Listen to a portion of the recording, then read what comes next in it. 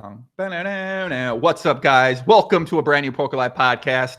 My name is Showing Your Money Case Chicago Joey. I'm not messing around today, guys. I'm not going to talk about any affiliate links in the description below that support the channel or anything like that today. I'm just getting straight into the Poker Live podcast. Joining me today on the podcast is a young gentleman who would debatably one of the best heads-up no-one-hole players in the world, debatably one of the best content creators in the entire world, a man runs an operation over at Upswing Poker, a man runs a cryptocurrency channel, a man has a podcast. I mean, this guy does a lot of different things right now. A man who has not played much poker this summer, but he got a little bit of taste of the poker. Unfortunately, didn't play any pot in Omaha. And a man that we have some things to talk about, including, and I know you guys are excited to hear me and Doug talk about this, Justin Bonomo's epic run this summer. And also some comments by Prahlad Freeman. I actually don't know what Prahlad Freeman said, so I'm gonna have to go with Doug for that one. And yeah, Doug, welcome to the podcast, buddy. It's nice to have you back. Thanks, man. It's good to be back. It's actually been a little bit since we did a podcast, I think, right? It's been a minute or two, but it's good to be back. We got a lot of people waiting here. I think, Joey, that they really want to discuss Bonomo's heater. They seem excited for it. I mean, why else can you explain this many people being here early? That's true. I think we had a few other people show up here early today. But yeah, I mean, Justin Bonomo, great summer, took down that $10 million, the one drop for $10 million before a deal was made. Number one on the all-time money list, Doug. And I think the big thing I'm trying to figure out from you is how much importance do you place on the all-time money list? Is that something that you pay much attention to as someone who creates the content? Or is that something that you really don't pay that much attention to? Yeah, no, a lot of people talked to me or they messaged me about it. They're like, oh, Negroni is not number one anymore. And I just, all I really said is like, look, I don't care. Here's the thing. You can't wrap yourself up and doesn't matter when people win events or not. If you play poker, you're going to win events sometimes, right? Obviously better players will win more often. But I don't really think that things like all-time money really matter. If you remove 3 or 4 tournaments that were $1 million buy-in and you look at that list, it would be a quite different list. I haven't looked at what it would exactly look like, but 5 of the top 6 people on that list either won or got second in the $1 million one drop. So should we really, as a community, should we really care a lot about what this number is? Is that that important? Is 3 tournaments that important? Well, maybe it is to people that follow poker very casually, but I don't think that that's really it really takes into account the full scope of someone's work. Mm-hmm. Yeah, I think I think it's cool for the outside perspective, for the audiences of poker, for the fans of poker to kind of see that. And we have some sort of leaderboard to call back to. So I think that part's pretty cool. But I think with the introduction to high rollers and $10 million first places, $18 million first places, it kind of does take away some of the, I don't know, some of what it was before. But maybe we have these high roller leaderboards in the future and those sort of things. I think it'd just be interesting to see how the poker world would be different if in tournaments, if you counted your buy-ins and you counted that towards the all-time money list, because I feel like people's perception of certain poker players in the industry would be vastly different if we were able to do that. But because in cash games, if you play a cash game and we only count your 10 biggest winning sessions and we don't count any of your losing sessions, well, you're going to be looking pretty good to the outside perspective. But in reality, that's not how things work. Right. This is actually a subject that I think has gotten talked about in a bunch of spots, but there are trade-offs. And at first, I thought it was ridiculous that they show the winnings, not the losses, why it's new like that. But then I actually heard some pretty good counterpoints on why it is like that. Do you really want to make it so that all of the recreational players, they have to show all of their losses, and so you look them up and they're down a lot of money? That might not make them want to play. You don't want everyone to know that you're a big loser in the games. Do you really want to have to track people that are busting bullets? Do you really want to have to, really just kind of ostracize people that aren't as good of players or unlucky or whatever? So that's one aspect of it. And then another aspect to not showing the losses is, where was I going with this? There is another aspect. Players distracted, Doug? You got something else on your mind over there? Oh, Joey, man, it's listen, Doug. Let's stop fucking around, okay? Joey, it's been something else, man. I've spent the last full 2 days just out here just trying to defend myself from the masses, because it's just completely absurd what's been going down lately. It is complete. I like that Joey got the boxing gloves here. 50K. Listen, I need my cut. What's my cut, Doug? We got to negotiate this, man. What's up with this boxing match, Doug? What are you thinking? How would you feel how do you think Fernando would feel if you got a cut of the boxing match? No, but let's okay. I think we gotta let people know what's going on here because okay, let them know, Doug. Let them know. all right. So let me just start off with this. Obviously, let me start off very broad. There's a guy named Fernando, Jay Nandez Poker here on YouTube. Okay. He used to be a coach for Upswing Poker. We had a fairly big disagreement on some things where we sold a lot of courses for a year based around him working for us. Didn't realize that in the contract he could leave after 90 days, and he executed his right to do so.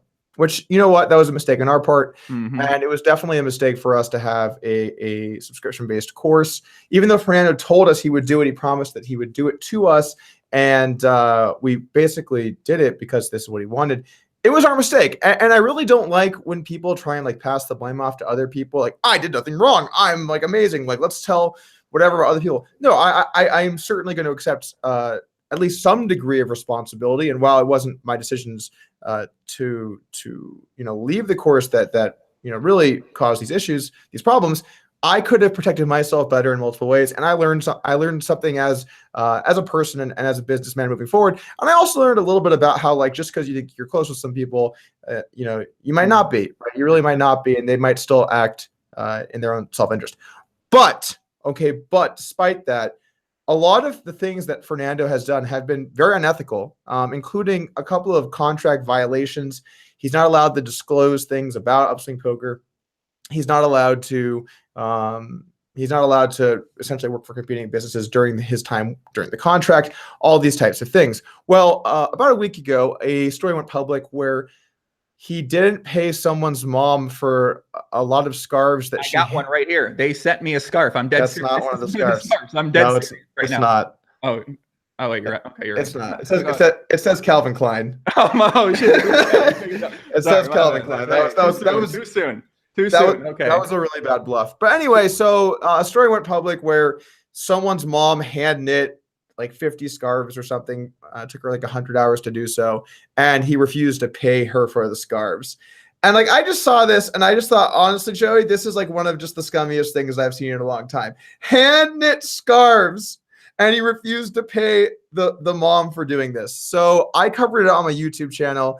And then Fernando, why do you do that? Come on, man. Why do you do that? Why?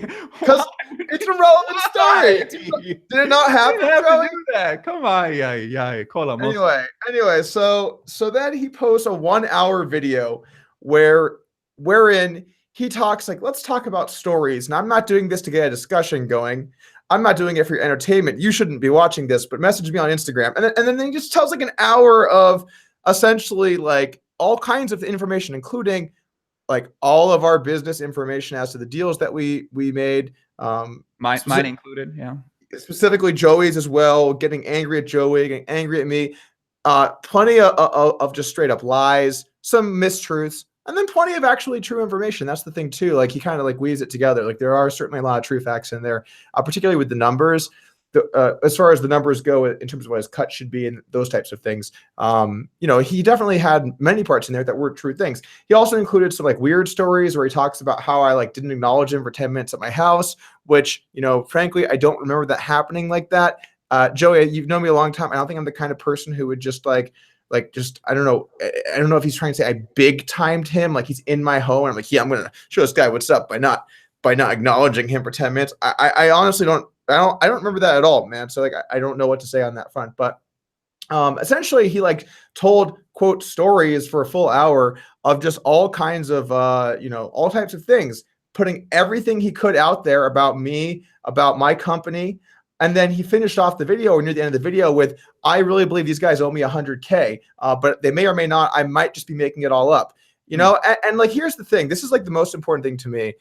There are two sides to this. There's the personal, like he said, she said, like, who do you like? Like, do you like this guy? Or like, what do you think about like what they do? That stuff. And you know what? Like I obviously I would like people to think that I'm reasonable because I've put a lot into what I've done in this community over the years. But if you don't like me for whatever reason, like I can live with that. That's fine. But the other side to it is the financial side, the actual, like what happened, what's the contract, what's the money. And I will not tolerate someone saying like, yeah, Doug scammed me for 100K, or Upswing scammed me for 100K, or maybe they scammed me for 100K. That's complete bullshit. I'm not going to put up with that. So I made a video where I just showed our financials. Joey, I took our financials and I showed them in a YouTube video for the PLO products because I want people to see what the numbers were. And then he eventually responds with another video right before this podcast where he makes assumptions as to those numbers. I want to talk about that a little later because I know this has been a big story. And nothing proves that you're right, Joey, like challenging people to a fight. I'm so right that I'm going to challenge Doug Polk to a fight for $50,000, and he's got 48 hours to respond. Okay, so cool. But besides that, that's not really what's important here. He's like distracting from what's important. What's important is that is it not important? Because the fans seem to think it's rather important right now. They want to know, Doug, are you gonna accept or I don't know. You got to. I'm going to disappoint a lot of people here, but I am not going to accept the Jay Nandez challenge. Oh, no, come on. I'm sorry, man. Okay. Sorry, guys. I know I'm letting some of you guys down, but I care more about my business and naming this community than fighting someone. So we're not going to be having a boxing match. I know there's a lot of people that are going to be disappointed to hear that. It was this close, Joey. I almost accepted, but it just wasn't quite there for me. And it was close. It was really close. Yeah. Okay. It was close. But yeah, he mentioned in the video he put out about keeping you held accountable about some numbers and how did the numbers go down. And I think that you briefly talked about that in a couple places that aren't going to be seen that well. But yeah, you want to talk more about that as well too? Yeah, sure. So I know exactly now that I've seen the second Fernando video why he is confused with the numbers. So we launched the PLO lab in October of last year. When you launch a new course, it does really well for the first week because usually it's like some type of open cart period. You have some reason to sign up and there's a lot of excitement and no one's in the course yet, right? So generally speaking, the first week goes really well. So we had a good October. And then in November, at least for the last couple of years, we've ran a Black Friday sale where we discount everything on the site, usually 25% off or something. And so we usually generate a lot of sales from that too. So, those are both kind of unique instances where you're going to have a lot of sales. And it doesn't happen like that for most of the year, if not almost all of the year. These are two particular events where you tend to make a lot more money, the launch of the course and the Black Friday sale. So sales were like 90-ish thousand in October, 90-ish thousand in November. And then December, there was a big drop. And it was for a few reasons. No sale, no launch. And then also a lot of the people that did purchase, they purchased annual packages. So they'd only renew every year. Right. So they don't occur every month. So they're not charged that $100 a month. So if there's 800 people in the lab, not all 800 are under a package where they're paying $100 a month. Therefore, that December, you aren't going to see that 800. It's not going to be $80,000, which is kind of what you might think on the surface if you were unsure exactly how it worked. Right. Exactly. So anyway, sales were much less after that. And then we had to start giving out many refunds to people who didn't want to be part of the course anymore, or they paid for 12 months, but Fernando's leaving after 6 or 5 or whatever. So essentially we had a lot of money to give back and much, much, much lower sales. And so Fernando, he makes like a spreadsheet, like, look at this, guys, October, big number, November, big number. What happened in December? Now it's looking a little low. It's like, yes, it's low because we didn't launch the course and we also didn't do a sale. And then January through March, at one point, we couldn't sell any of these because we didn't know what the future of it was going to be. We also had to stop selling semi-annual and annual packages. All of this stuff, right? All data that, I went through and shared it, and I will probably have to look even more at because now he's like still just going after me. But here's the thing, like, we did not do wrong by Fernando in any way with the numbers. I would never make up numbers. It's so ridiculous to me, Joey. After everything I've done to help Fernando along the way, to then think that I would scam him by not giving him money that he's owed for a course. Like, it's ridiculous. It's completely out of line. We're in the process of seeking legal counsel. Well, we have legal counsel, and I don't want to get too much into legal proceedings, but the point is this, like, I did not do anything wrong to Fernando. The numbers are legitimate. He doesn't understand how the business works, and so he's lashing out. And his side of the proof is basically like, because I think so. Okay, cool story, bro. You think so, but like, this is it.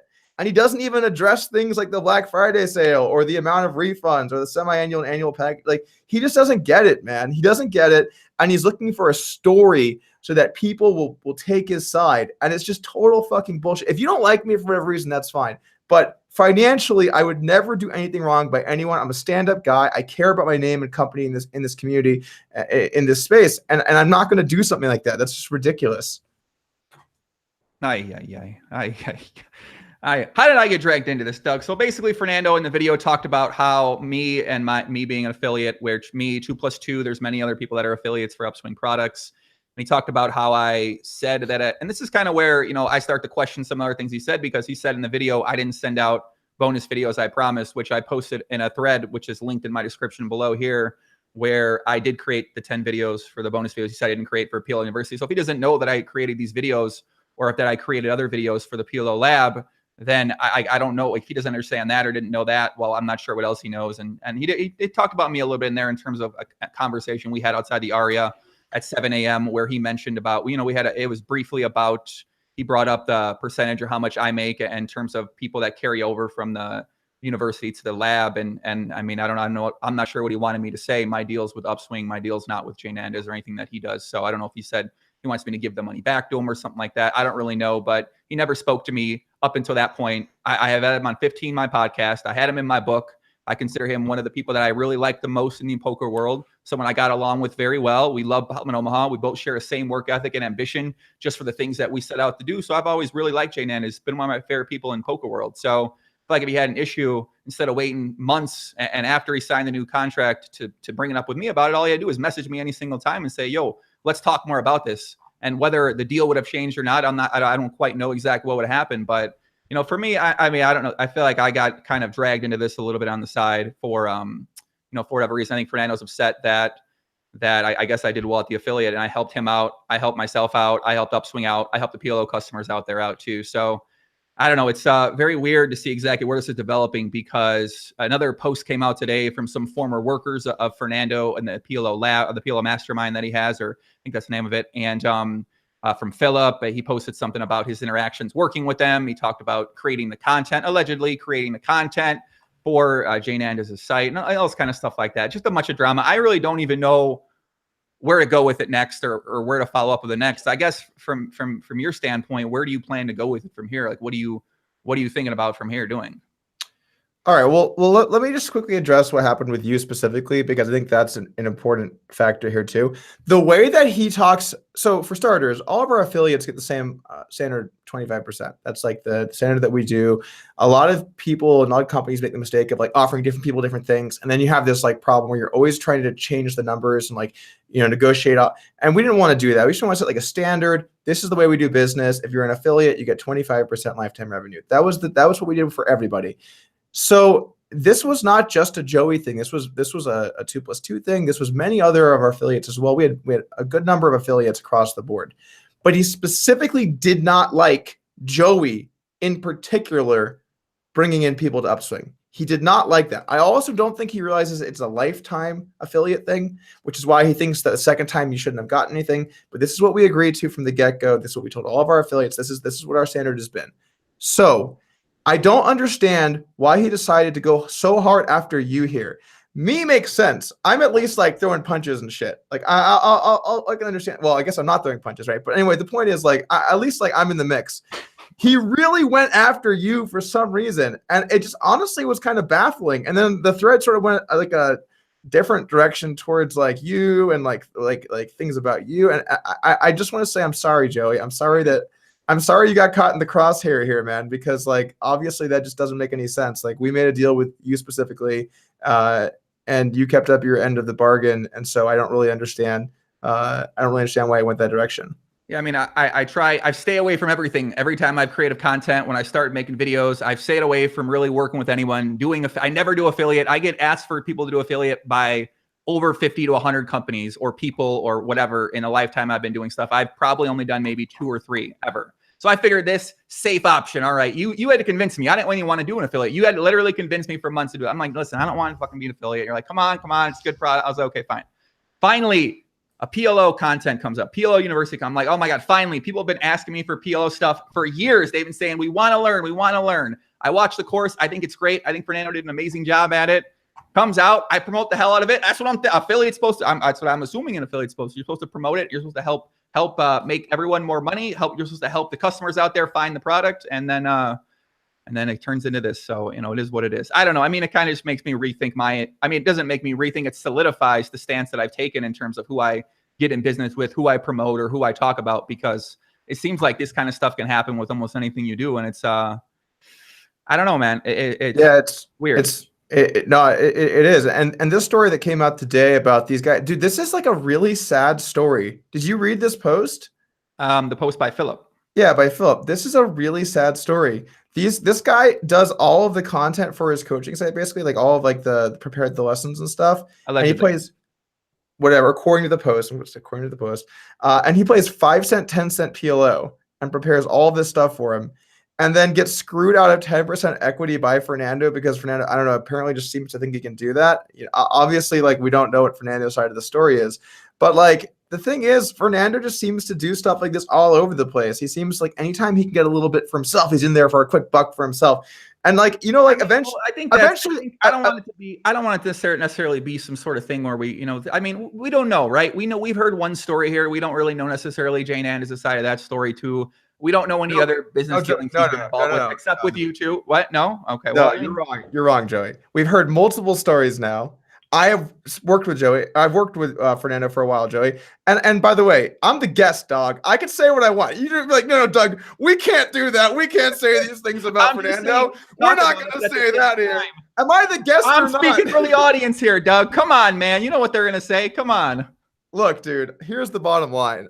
Fernando has acted super unethically, made up essentially allegations against us that we owe him money that we don't owe him, with essentially no proof. I'm actually not even saying essentially, with no proof, and then has screwed over multiple people. There obviously the scarf story, and now like the scarves guy with the other person, then like Upswing Poker customers. We sold all these labs based around him. Joe, I took him under my fucking wing. I posted all of his shit on my socials. I tried to build up his YouTube. I did all this content with him. Last year, I'm in the middle of posting his goddamn Instagram quotes on my Instagram, and I see an ad online for Jane Anders teaching a PLO course. And I message him like, dude, like, that doesn't seem very cool. Why'd you do this? And he's like, oh, sorry. Oh, sorry, man. I didn't realize that I can't do like competing courses while I'm working with you guys. It's in my contract. Oh yeah, like, LOL, that's a bad one. My bad. The thing is this, he's obsessed with trying to make any dollars that he can at any point. And that has been shown time and time again from his character. This is who the guy is. But as far as what we're going to do from here, look, the most important thing is proving that I'm innocent, because I am innocent. And then after that, there's really only so much that can be said here. I'm not really, I don't know what to say as far as like what's going to happen with Fernando or what the community thinks about me or those types of things. That stuff's not really something I can control. All I can control is getting my side of the story and then kind of moving on from this point forward. Yeah, that's true. It's very true. It's all you can do. Move on to. I mean, I don't know. I kind of feel like right now you're kind of doing a bunch of different things, and you're trying to look for something to get you a little fired up or get you a little passionate, get you a little excited, Doug. And I feel like maybe this might be a spark for you to choose a direction, whether it's more poker, more out of poker. And by the way, I want to address a comment. So Luke Land in the chat said, I mentioned about my book. So if you didn't get any of these videos that I talked about in my affiliate link or get anything with my book, because I did send some of those out to most of the people, let me know, message me, get in touch with me on Twitter, on Instagram. I will send that out to you. I've already had a few people get in touch with me, and I sent them the Dropbox folder for that. So yeah, I mean, in terms of with what I'm involved with and what I did, I'm whatever it takes to get that out there to people. That's what I'm going to do. So if you didn't get it, let me know, message me, etc. And yeah. So, but yeah, Doug, I mean, what are you thinking from here? Like, in terms of what direction this might take you? Does this make you want to be in poker less, or does it make you want to be back in poker? Or because like you read a lot of comments from people saying, oh, he doesn't care about poker anymore. He's just using poker for upswing, or I mean, something like that, which I know you've loved poker your entire life. Before I even met you, you were grinding super hard. And it's not like you love poker less. It's just that you've already dominated poker. You've dominated the poker content realm. You've dominated the training realm. And now I can understand if you're saying, okay, well, I kind of want to maybe do something else with my time. And it seems like people are pretty upset about that.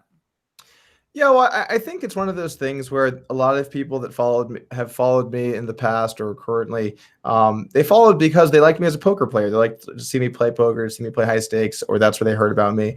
And so, like, I think it's reasonable that there are people that are unhappy that I don't really play poker much anymore. But the thing is, this dude, like, for so long, I've just been doing things that people want me to do, or play because I feel like I should play, or because I want to like build my brand. But as I think about it more, I really want to spend my time in ways that I really enjoy, and I have not been enjoying playing poker for some time. I wish it wasn't like that. I'm sorry for the people, the fans that like love to see me play poker. I'm sorry to you guys that like I haven't been enjoying it, but I haven't. It's felt like work when I clock in, and then I feel burnt out.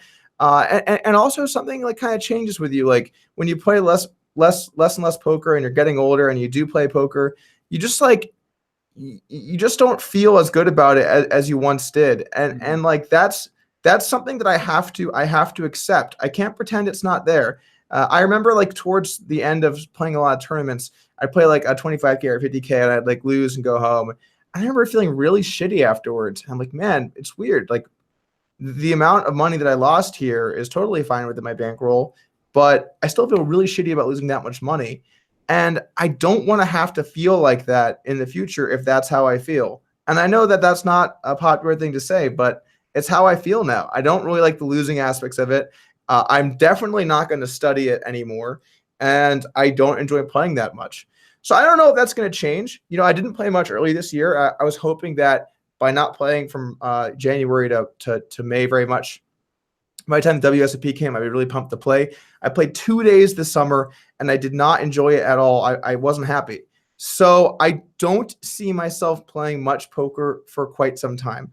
I don't know if that means forever. I don't know if that means for the time, or if it means 6 months. I don't know where I'm going to be in a year. I'm not one of those people that's like, guys, I'm retiring. Because the thing about poker is it's not like a sport. It's not like once you retire, like you can never come back. Like if I really would like decide to get into poker again, I could totally do that. It's a game. You sit down at a table, right? There are plenty of people that are quite old still playing poker and enjoying it. So I don't know what that means for the future, but that's where I'm at right now. And so I think I'm going to be focusing my time on other pursuits. Well, I mean, I think a lot of people don't realize is that you never played tournaments. You were never a tournament player. Going to play at 25K or 50K, one isn't probably what you enjoy, and two isn't what you studied for, what you trained for. You've been a heads up poker player. You started off playing full ring, playing six max, and then you only heads up. So when you play in these formats and this is online too. So when you go play live full ring or live tournaments, like that's not what you've enjoyed doing, and that's not what you've gotten great at. So I can understand when you go play that, you're like, well, I don't really want to do this. And in terms of playing heads up poker right now, the options aren't really there. I mean, I'm sure there'll be people that want to play you now, but at the same time, it's just, there's really no easy way for you to play, especially living here in Vegas. There's no way you can go, what are you going to go on, play 2-4 on worldseriespoker.com and sit there for 10 hours or play on America's Cardroom with all the bots and all the collusion and all the who knows what's happening on that site over there with the cheating happening on that site. So yeah, I mean, it makes sense why you'd be like, okay, well, what can I do in poker right now? My game isn't there to play. It's not just that though, because that is true. I was never a huge fan of tournaments. I always felt like they were kind of a silly format. The reason why I'm known for them to some extent is because I was quite lucky in them. Obviously I played well too. I played a generally aggressive style that I think is more likely to help you in tournaments. But obviously, I also got very lucky. I have not played that many tournaments in my life, and I won 3 bracelets and cash for 10 million or whatever. And that's the kind of thing that I also try and say when it comes to those like accolades. I'm not something like, well, I have 3 bracelets. Dude, I ran so goddamn hot. I've made 4 WSOP final tables, and I've won 3 events. That's absurd. That is absurdly ridiculous. Dude, the first tag team me and Fees won. How ridiculous is that? Like this is not because these things didn't happen because I was a good poker player. I think I am a good poker player, but they happened because I got extremely lucky in those individual instances. So yeah, I've never really been a huge fan of tournaments overall. The thing is this though, tournaments are a really good place to make money because on average, the fields tend to be substantially weaker than in cash games. Cash games tend to draw players that are a little more committed to precision and really trying to play at the top level at all times. Not to say there aren't a lot of great tournament players. There definitely are, particularly in the high roller scene. But people in tournaments are more likely to be kind of going for a big score, right? They're kind of looking for that story or that, and that's why we see things like the WSOP main event, which is by far the most profitable poker tournament in the world. And I would just say it's the most profitable place to play poker in the world. It's completely ridiculous. You have just all kinds of guys that just are ponying up $10,000 somehow and playing this tournament. But anyway, the point remains, yeah, like I've never really been a tournament guy at heart. I've never really enjoyed that too much. Obviously, when you run hot, it's great. I had a lot of fun playing tournaments in terms of the winnings and the success with it, but that's not my cup of tea. As for the online stuff, it's different now, Joey, because I feel like a lot of the soul has been taken out of the game. When I was coming up, I feel like I'm like the old person, man. I used to walk uphill both ways in the snow. But anyway, when I was back in my day, guys, it was a long time ago. We're talking 2009. But back in my day, if you saw a strategy that you're like, wow, that seems tough to play against, you know what you had to do? You had to get out Poker Stove, and you had to get out your calculator and a Google spreadsheet, and you had to make some goddamn ranges to figure out how you're going to defend yourself against this shit. And you calculate some stuff, and I'd have JMO slaving away on that computer, and I'd be on this one, and we'd be like typing in numbers, trying to figure out like what the hell we should be doing against something. That's how we did it. We solved it ourselves, like with like primitive solutions. But now it's like, oh, we take this, we analyze it through programs, then we like make an estimation based on some rate. And I just feel like it takes away a lot from the game that I loved, which was the art of it. The art of like figuring out these counter strategies and the beauty of that. And like the person that figured it out better, they walked away the winner. I loved that shit, man. That was so fun. 4-table and blasting some music, trying to figure out what he's doing. 10-hour battle sesh against Wahasa.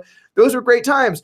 I wish that those times still exist, but they don't. They don't exist anymore. And I'm not going to just like pretend and live in the past and think that like they're going to come back, because they're not. So what about people that talk about, if you're going to have a training site like an Upswing Poker, why would the customer still go to Upswing Poker if the main person behind it, Doug Polk, isn't still playing poker then? Because we still have extremely high quality coaches that are teaching and putting out the content, man. We're committed to making sure that we have the best course that we can create for people. Like if you look at our coaches, we've brought in really good, talented people.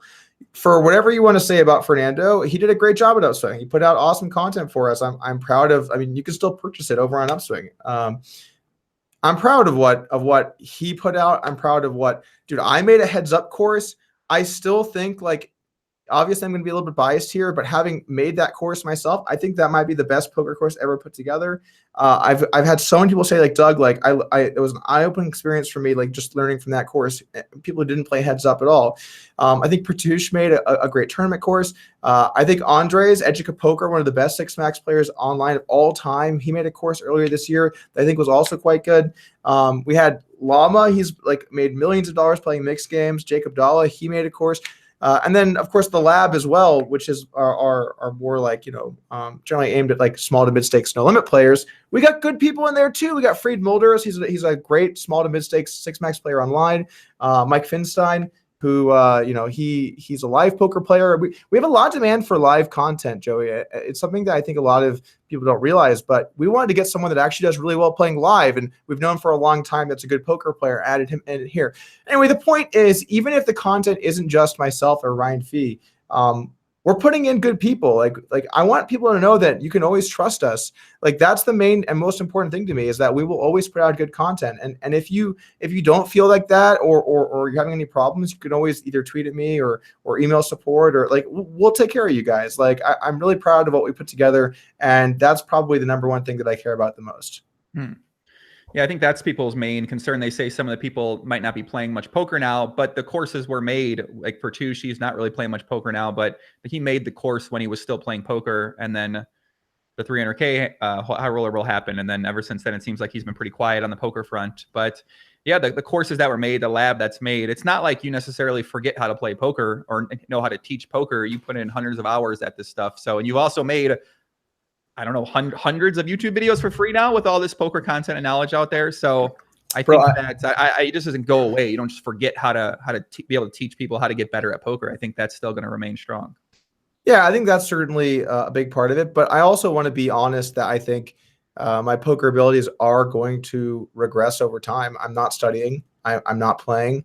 I think that the only, like, you have to just be a complete egomaniac to think that like you're going to be amazing at poker no matter what for forever. It's not true. I think what I am good at is bringing good conversation in terms of how to think about poker, in terms of what are some potential strengths and weaknesses of various strategies and how to counter them. That stuff I think I will always be good at. But no, like over time, you do get a little bit worse in terms of how strong of a poker player that you are.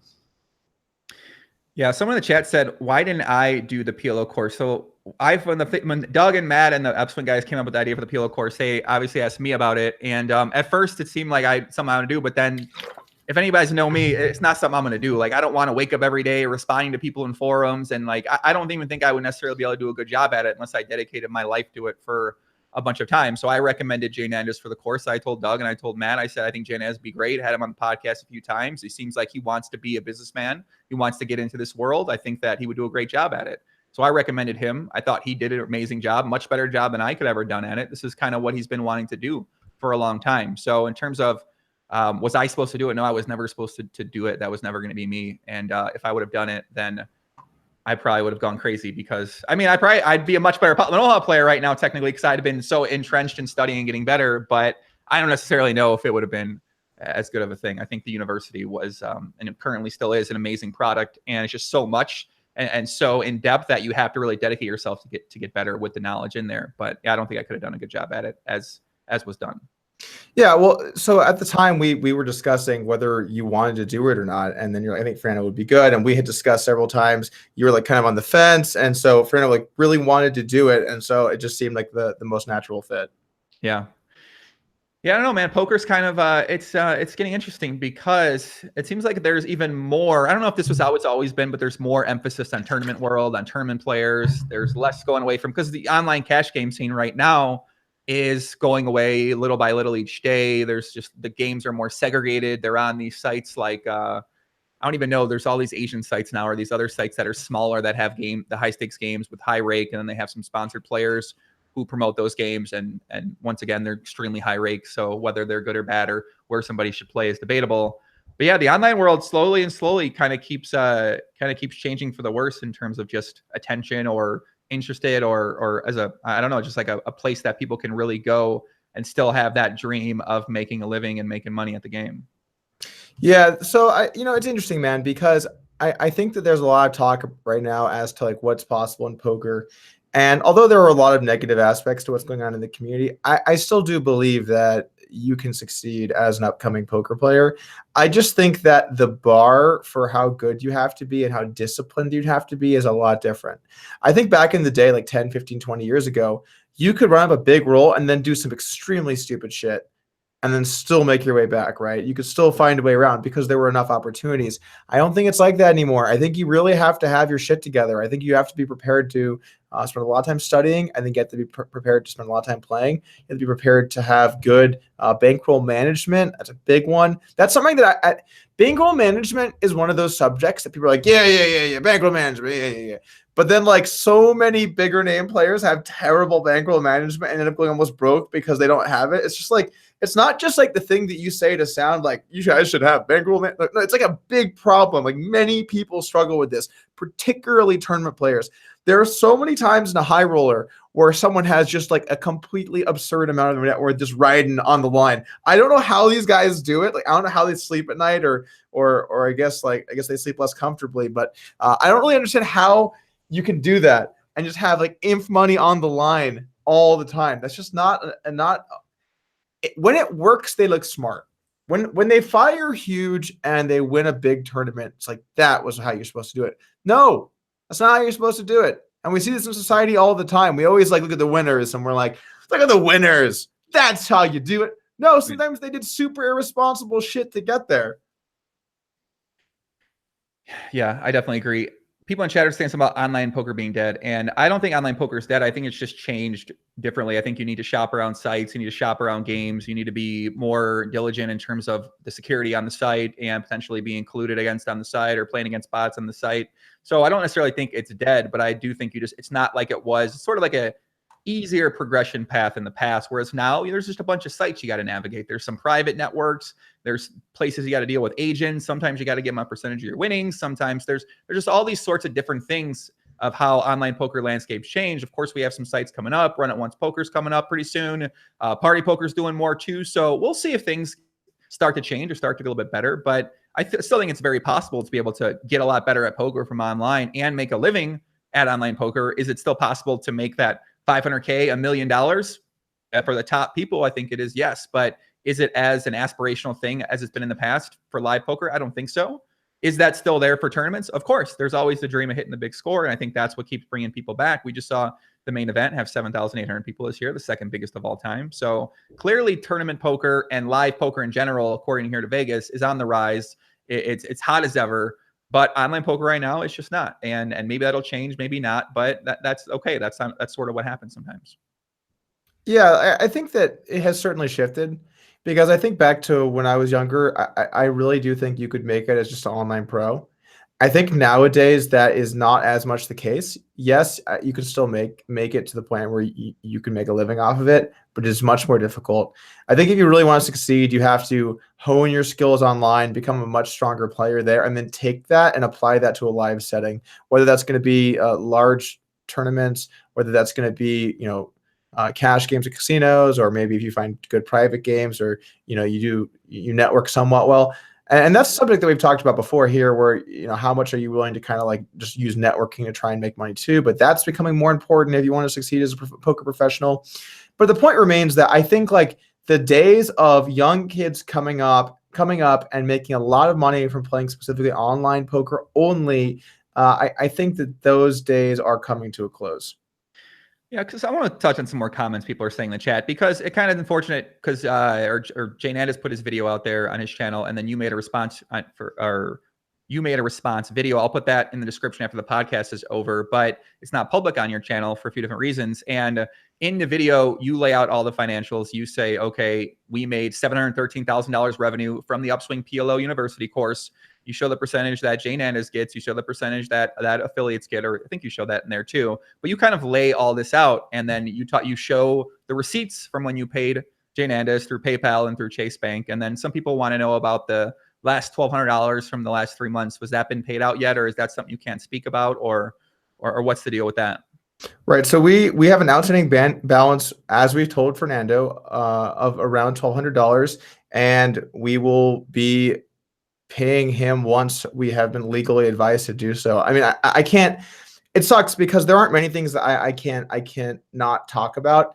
But this is one specifically that is important because it's relevant to the proceedings of the violations of his contract. So, yeah. Yeah, I think a few more questions that I had built up. I had some ideas in mind for things we could talk about previous to 2 or 3 days ago, but I think that kind of actually, Joey, hold on. Let me just take this comment. Tony G says 1,200 is a bit of a joke, isn't it? Look, guys, we're not making up a number that we're going to pay him for 4 months. That is not what's happening. He is owed 30% of what we made. That's what it is. So 1,200, be like, oh, 1,200 for 4 months of work, that seems low. It's not seems anything. It's what it is. When you're paid by share of revenue, that number can be big or it can be low.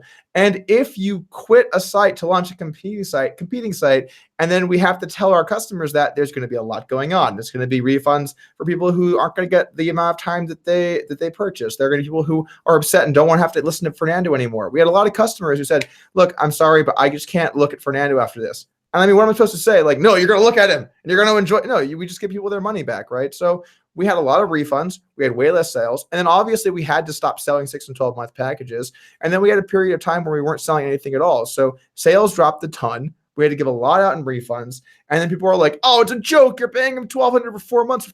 Look, I'm not the person. Like, I'm not deciding a number. This is what it is. These are the facts. I showed the numbers on my video. So like, if you think that it's just me picking a number to like slight Fernando, that's not it at all. This is just what it is. And he gets 30% of that.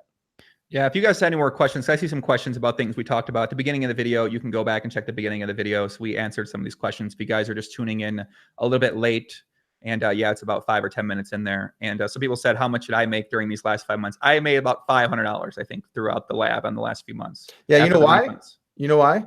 Because there was no earnings. You want to know why? Well, I have an idea why. Yeah, you know why. Stop doing sports. I mean, that makes sense. Yeah, like I don't know. He mentioned it at He mentioned a conversation we had that I said something about the only way to get out of it is to leave or something like that. Joey, I would never tell him to leave. It don't make sense. He put out great content for PLO. Why would I want him to stop doing that? It's so good for weird. It's good for everybody. It's so weird that he's paid via revenue, right? Via revenue, which a lot of sites don't offer that. They offer like people are like, oh man, you're like screwing him over for just 30%. Okay, look, I understand that how much every coach makes isn't relevant. It's case by case basis, but most coaches get paid X dollars per video. That's been the standard in the poker industry for a very long time. But we had the idea to pay them through revenue so that we're all in the same boat together. We want the course to succeed. So, you know, we at least in my opinion paid Fernando quite well for the content that we offered, for the content that we sold. Like I think that we did a very reasonable job there. He disagrees, and that's okay. If we disagree, then there doesn't need to be a deal between us. Like obviously, if I said 30%, he's like, you're screwing me over. And that's something I kind of don't get too when he says like they talk down to me. Like whenever he tells his story about how we talk to him, it's always like this. It's always like, you're gonna take 30%, you're gonna do it. It's just like, why would you work with us if you think we talk to you like that? You know, if you think that I'm big timing you at my house, why would you sign a deal with me? If you think that like every time we get on Skype, I just yell at you and just I'm like completely unreasonable, why sign anything? I don't know about you, Joey, but if someone tried to treat me like that, I wouldn't sign a deal with them. I wouldn't work with them. I would walk away. Why, after all of these conversations where in every one he's like being really reasonable, and I'm like, you're gonna like it. Why would you still do it? It doesn't make any sense to me. That aspect just doesn't make any sense at all. But the thing that I really don't get is when you're on a revenue share based contract, and you take actions that directly and massively hurt our bottom line, why does he seem to think that revenue will be the same? That does not make any sense to me at all. Besides the stuff we talked about earlier with the sales and the launch and that, but I just really don't understand where he's even trying to come from. And look, like if he wants to like try and get some publicity by challenging me to fights and shit, whatever, man, when you need the views, you need the views. Very, very Doug Polk of him, by the way. Yeah, no, like I'm not going to get into the drama. Joey, last video, I'm not getting into the drama. We're not going to discuss it. Next video, I challenged Doug Polk to a fight for $50,000, and he's got 48 hours to accept. The clock starts now. It's just like, what happened? You got to pick your side of the fence here, buddy. You're either I'm above the drama. I'm going to tell some stories. We're not going to talk about them. Or you do the whole thing with the titling and the like whatever. I mean, like it's so like. Someone used the phrase toothpaste online. It's just so toothpaste, you know, to be like that, to just do like this and then be like that. So once again, the fight not happening. You sure? Where you can't change it. Doesn't that sound kind of fun? You guys both get in the gym, the Instagram, but you're running up the hill. Maybe you're taking 20-minute runs out in the Vegas heat, 110 today. Dude, he challenged me to a fight because he doesn't have any data. So he's changing the subject like, oh yeah, so you're saying I didn't scam you? Well, what about fighting me? It's like not relevant. He's also getting called out by other people. Dude, he even screwed over some of these guys that like worked for him on his news site. Man. I mean, that part of Philip and Johnny, my boy Gang on TSE, and another guy who I think I don't actually know it. Secum. I think I've heard the name before on 2+2, but I don't know that as personally. But yeah, kind of reading that story, man. I mean, I don't know. It's really not a good look for anyone involved, to be honest with you, man. Upswing. Oh, no doubt about that, Joey. Workers, no one looks good out of this situation. Well, obviously, it's everyone says everything bad about someone they ever heard. How are you possibly going to look good? There's no winning there on that front. That ship sailed a long time ago, many days ago. It was like a day and a half. But like, you know, here's the thing. When he challenges me to a fight, he knows that he doesn't have any facts, right, to actually support his like main allegation. So he's changing the subject. Doug Polk's a bully now. He's a bully. And someone needs to call him out. And I'm going to challenge him to fight. But here's the thing, Joey. He does that because, look, it's a huge free roll for Fernando. The reason I obviously couldn't accept a fight with Fernando, no matter what happened, is because when something like this happens, the person who mainly benefits is the smaller guy. And I know there are people who are like, Doug's a dick. I'm just saying, like, factually here, our channels, our brands, whatever, I have a larger following than Fernando. I don't mean that to be a dick. But what happens is you leverage both audiences. And a reason why a lot of this stuff is staged in general, I wish this was staged, Joey, It's not staged, but a lot of the stuff is staged is because if two people both leverage each other's audiences, they both grow, right? It's like a multiplication effect. So Fernando kind of knows this. And so he's like, if I fight Doug, first off, I'm going to get a bunch of exposure for just that, right? That would be a massive story if we fight. So he gets all the exposure from that. Then if he knocks me out, oh my God, man. Can you imagine?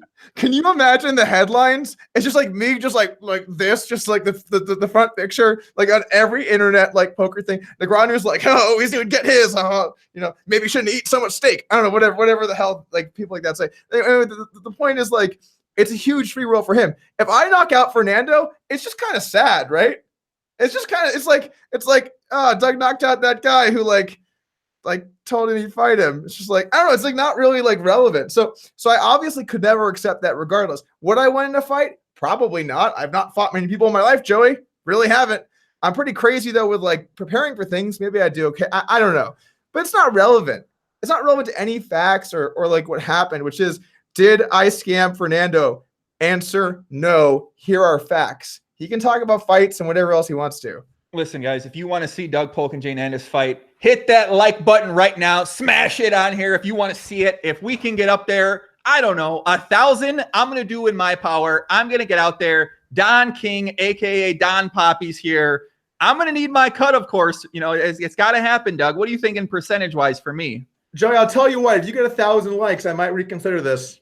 I might 1,000 likes. I might reconsider this. Yeah. What if it was something where, okay, so there's the A side of a fight and a B side of a fight. The A side gets a lot more money than the B side. Maybe it should be something where more money's put up on one side. I'll be the promoter. Of course, I'm going to need that. I'm going to need my 5%, 10%, 25%, something like that. Maybe it could be something of that nature. We can make this happen. That's true. You know what? Maybe you need to fight your nemesis. Who's my nemesis? I don't know I actually don't know who it is. So you need to fight Jamie Staples. Your nemesis.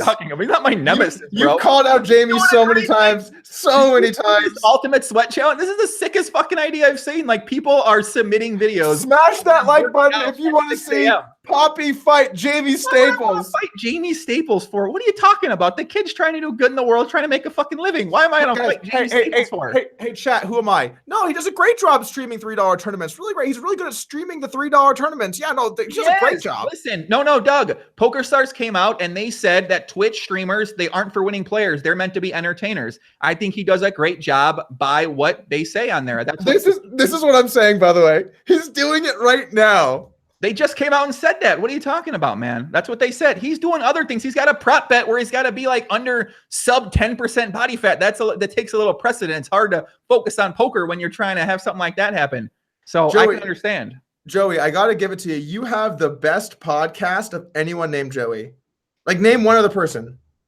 That's a good point. It's not even close, right? I agree. So good. Tell you what, if we get up to that 1,000 likes, then I'll consider it. All right. I don't know. Fuck it, man. Why not? You know what I mean? Let me get the gloves on right now. No, I'm kidding. Listen, I'm not trying to box nobody, man. I mean, maybe. Why not? Fuck it. Who knows? I don't know. Who's your opponent? Actually, let me ask you this. This is a good question. The chat will like this. Double A. If you didn't even let me ask it. Okay, go ahead. You didn't even let me ask my question. Okay, go ahead. Joey, if you could box anyone in poker, who would it be? I don't really not like any. I mean, I don't necessarily love some people, but I don't really. When I wake up and I'm like, God, I really don't like this person. Nobody comes to mind. Like, there's no one I say I don't like. The only people I don't like are people if I had a personal action with them that I feel like was bad, and there's nobody that's really like that. You got to pick somebody. One person. You have to fight somebody. Who Double A. There you go. I'm fighting for all the fucking necklace makers out there in the world, man. Why can I ask you? So look, you're usually very cordial with people, very cordial. Sometimes even too much. In fact, some of the people think you get upset at me. I can't win. I'm too nice. I'm mean. I'm an ass. It's like I can't win. Anyone that says you're too mean hasn't really watched enough of your podcast. But when you talked with Alec, you got really rattled, man. That was the most rattled I have ever seen you. You looked visibly rattled. What happened? I was pretty fucking. Listen. So I had Double A on the England Alec. I had him on the Live at the Bike show because Feldman said, "Hey, I think you should have him on. I was like, I don't want to have him on. But then he said, okay, I think you should have him on. I was like, I don't want to have him on. He's like, I think you should have him on. I'm like, oh, fuck, fine, I'll have him on. So I have him on, and I'm trying to be objective here, Doug. But at the same time, like with the history with you two have, where he came out, he's called Thomas a liar. He said, you were lying about the video editing. He said, video editing. I don't know. He like shook his glasses on a beach. I don't really know what happened. But so he came out with that. And then I was like, I don't know, man. I just, something about this guy. He's selling the necklaces at the, I don't know, whatever. It is what it is. You got hustle how you got to do it. But I tried to be objective, and then he came on there. He wouldn't really take responsibility or apologize for exactly calling you guys liars and saying those things like that. So I just didn't want him to use my platform to try to make himself look good and make a connection with me, as he wanted to call it, and get to know each other as he wanted to call it. I just don't want to get to know him. I think that's perfectly fine to have a desire to not get to know one person out there in the world. So that was sort of what happened. And I don't know, man. I tried. I feel like I tried. Could I have done better? Sure. Did I have to do it in the first place? No. Was it professional? I don't think so. No. But I just didn't want to give him the platform to try to make himself get better in the light, or try to sell courses, or try to sell a yoga class, or try to sell a necklace. I just didn't want to give him that platform to be able to do that. So, and that was my mistake for agreeing with it with Hellman, but I took his advice. I thought it would be fine. But then once I had him on, I'm like, man, I just like, he's not really owning up to this kind of stuff right there. So at least if you do something, you do something wrong. You know, if I do something wrong, I own up to it. If I make a mistake, if I fuck up, which I fuck up all the time, I make a lot of mistakes. I'm a fucking idiot. I'm not the most inline person ever. People act like I'm trying to represent myself as some inline. I'm no, definitely not true. Like I'm not Doug. I guess Doug is, but I'm certainly not. So it's like, yeah. So, and that was kind of what happened with that whole thing. Well, I don't really see at any point how you've tried to portray yourself as inline. I mean, you always say IL. That's what your main saying is, right? We're going to get IL tonight. No, that's definitely not it. No doubt about it. I can never run for president. Let's put it like that. Doug can run for president one day. You might VP though, bro. You're in there. You're in the mix. No, anyway, like all jokes aside, like, you know, because I want to just kind of finish the Fernando subject. I know a lot of people wants to talk about it all day, but I'd rather talk about some other stuff here, and I just like to kind of wrap that whole thing up. The bottom line is really this: like, the issue will work its way out in arbitration, and moving forward, I don't plan on doing any more Fernando-based content, because like I just don't think that it's very relevant anymore. So I'm sorry to the fans that want me to fight Fernando. They'd love us in the ring. It's not going to happen. I'm sorry, guys. So why did you decide to unlist the video that you posted on your YouTube channel? I'll include the link for that in the description too, guys, if you haven't seen that. But why did you decide to unlist that rather than list that out there publicly? Right. Well, to be honest with you, I debated whether we should even talk about it here today. But so when someone makes like these attacks against you and they don't really have any grounds, there's no reason to like air that on your own platform. It's because they're untrue. Right. So there's no real need for me to post on a much bigger platform, which is my YouTube channel, what's going on with Fernando. I'd rather just talk with the people that have seen his content and let them know my side of the story, so they can understand that I am innocent. So I don't really think that there's much value in me posting the video on my channel. I think it draws way more awareness to it than it gets currently, and I don't really see the upside. To be fair, the video previous to that, you mentioned what's going on with Jay Nandez technically, because you mentioned what's happening with Scarfgate. Sure, but that's something that happened, Joey. That's something that happened. Something that actually happened. The difference for me is things that happen end up on my channel. Things that don't end up not. So will you be making a video about the recent thread with Philip and with that whole dealing? I don't think so, because I think it would be weird to bring that up without the context of everything else, and I don't plan on it. I reserve the right to do whatever. Just like if I feel like things change and I want to do that, I will. But at least currently, that's my game plan, is to not address these issues. Can there be some potential middle ground found here behind the scenes between you and Fernando? Can you guys work something out here? Can there be something that some kind of medium so that people can end this and we can move on past this? I know people love the drama. Without this, there would not be this many people here watching right now, which is like, yeah, I'm a little conflicted how to feel about it. Like, I don't necessarily enjoy, I don't want to see this happen to people that I like or people that are my friends, but at the same time, it's also good for business, and it's good for people to be interested and be excited. Like, people live for this kind of shit. As sad as it is sometimes, that's what people live for. This is like the highlight of this is like, wow, this is amazing. I can't, even people messaging me saying, man, I don't want to get involved in this, but it's entertaining as hell to watch. What's going on with it? So it's kind of how does it feel being in the middle of it? And I mean, I guess you've been in the middle of it more than one time for sure. Well, for starters, it's definitely not good for business. The whole theory that any press is good press is just not true. Like if you get your name like smeared by like allegations that aren't true, that's just not a good thing, right? So I wouldn't say that it's good for business on almost any front. But the main thing is like when I see this, I'm not worried because even though there are many people that don't like me, there are a good number of people that don't like me out there, and you see their posts like I knew Doug was a scumbag. It's like, well, I'm not, and I'm gonna come forward with the truth. So if people want to just get all riled up for like however many hours or before I post what actually happened, that's fine. And then after I talk, people are like, he's lying. They get their pitchforks. Then I've really done all that I can do here. But at the end of the day, it's about convincing the majority of people who, and the majority are silent. The majority just read things and they don't really feel opinionated enough to talk, or they're in the middle ground, or, it's the really vocal minority that you hear.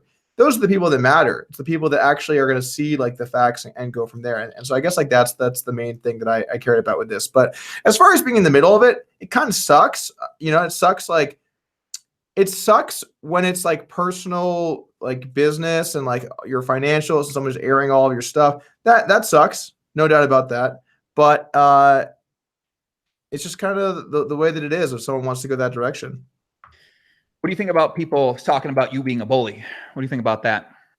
Well, it's an interesting term. I guess like for starters, I have definitely gone after people in videos, 100%. I wouldn't lie and say I haven't, but I try to be fair to people. And I know that I'm not trying to claim that I am like the guy who decides what's right and wrong.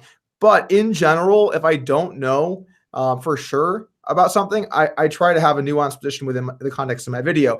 And I want to give a good example. With the Alec Torelli video, don't even, man. With the Alec Torelli video, if you watch that video and you listen to a lot of things that I say, where I say like, this could have been an accident, this, like I give him a lot of leeway. And I actually thought it was like a fairly middle ground approach. And I think a lot of people did think that too. But then Alec is like, Doug Polk is a liar. It's like, well, I don't really understand what you think I lied about, because I showed like what you did and talked about it, and then showed your video afterwards and like threw some jokes in it and made fun of that. So like, I guess I just don't really understand in a context like that, where I'm showing footage and talking about it, like why people think that like they're you know what it is, like in a way in poker, I'm sort of a reporter, right? Like I report on things that are happening. A lot of my channel is around that. And so if I report on something, there's a disconnect where, because poker doesn't have that, poker doesn't have anyone that does that. And because I'm a poker player, or at least historically have been a poker player, they make an association that's different. Like, let me give you an example. If you're watching, I don't even, let's just say you're watching MSNBC and like, or CNN or Fox News or whatever you're watching, and then an anchor says, in other news, Trump did this today, or Hillary Clinton, we found the emails, or whatever they're talking about. They don't take the anchor and they put them in there, right? But now let's say that you're talking about a senator and it's another senator. Well, they do, because you're two senators. And so there's this disconnect that happens where people like, well, Doug's a poker player and he's talking about that poker player, so it's a poker player thing. But that's not what I'm doing. I'm essentially acting as like an anchor on a news show where I'm talking about subjects.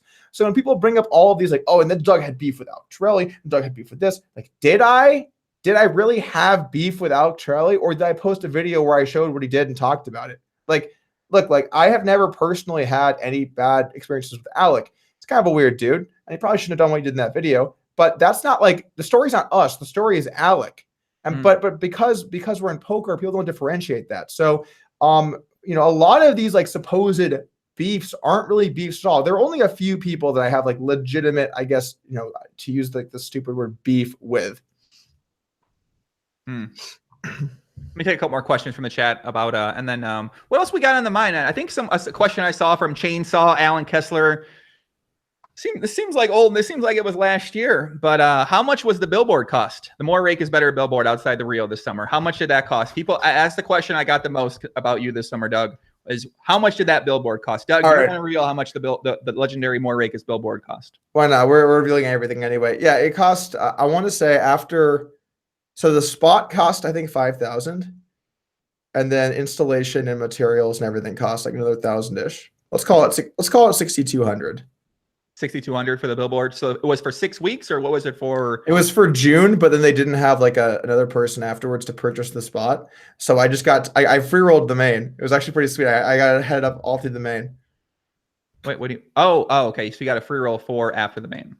Yeah, because if no one else buys the spot, there's no money to take it down. It just sits. Nice. Okay, I like that. That's Yeah. It was during the main, so that was like it was like tons of value. Why did you decide to do this billboard, Doug? What was that? What was the motivation behind this? All right. Well, do you want me to give you the politically correct answer, or do you want me to give you the goods? Let me start with the politically correct answer. Okay.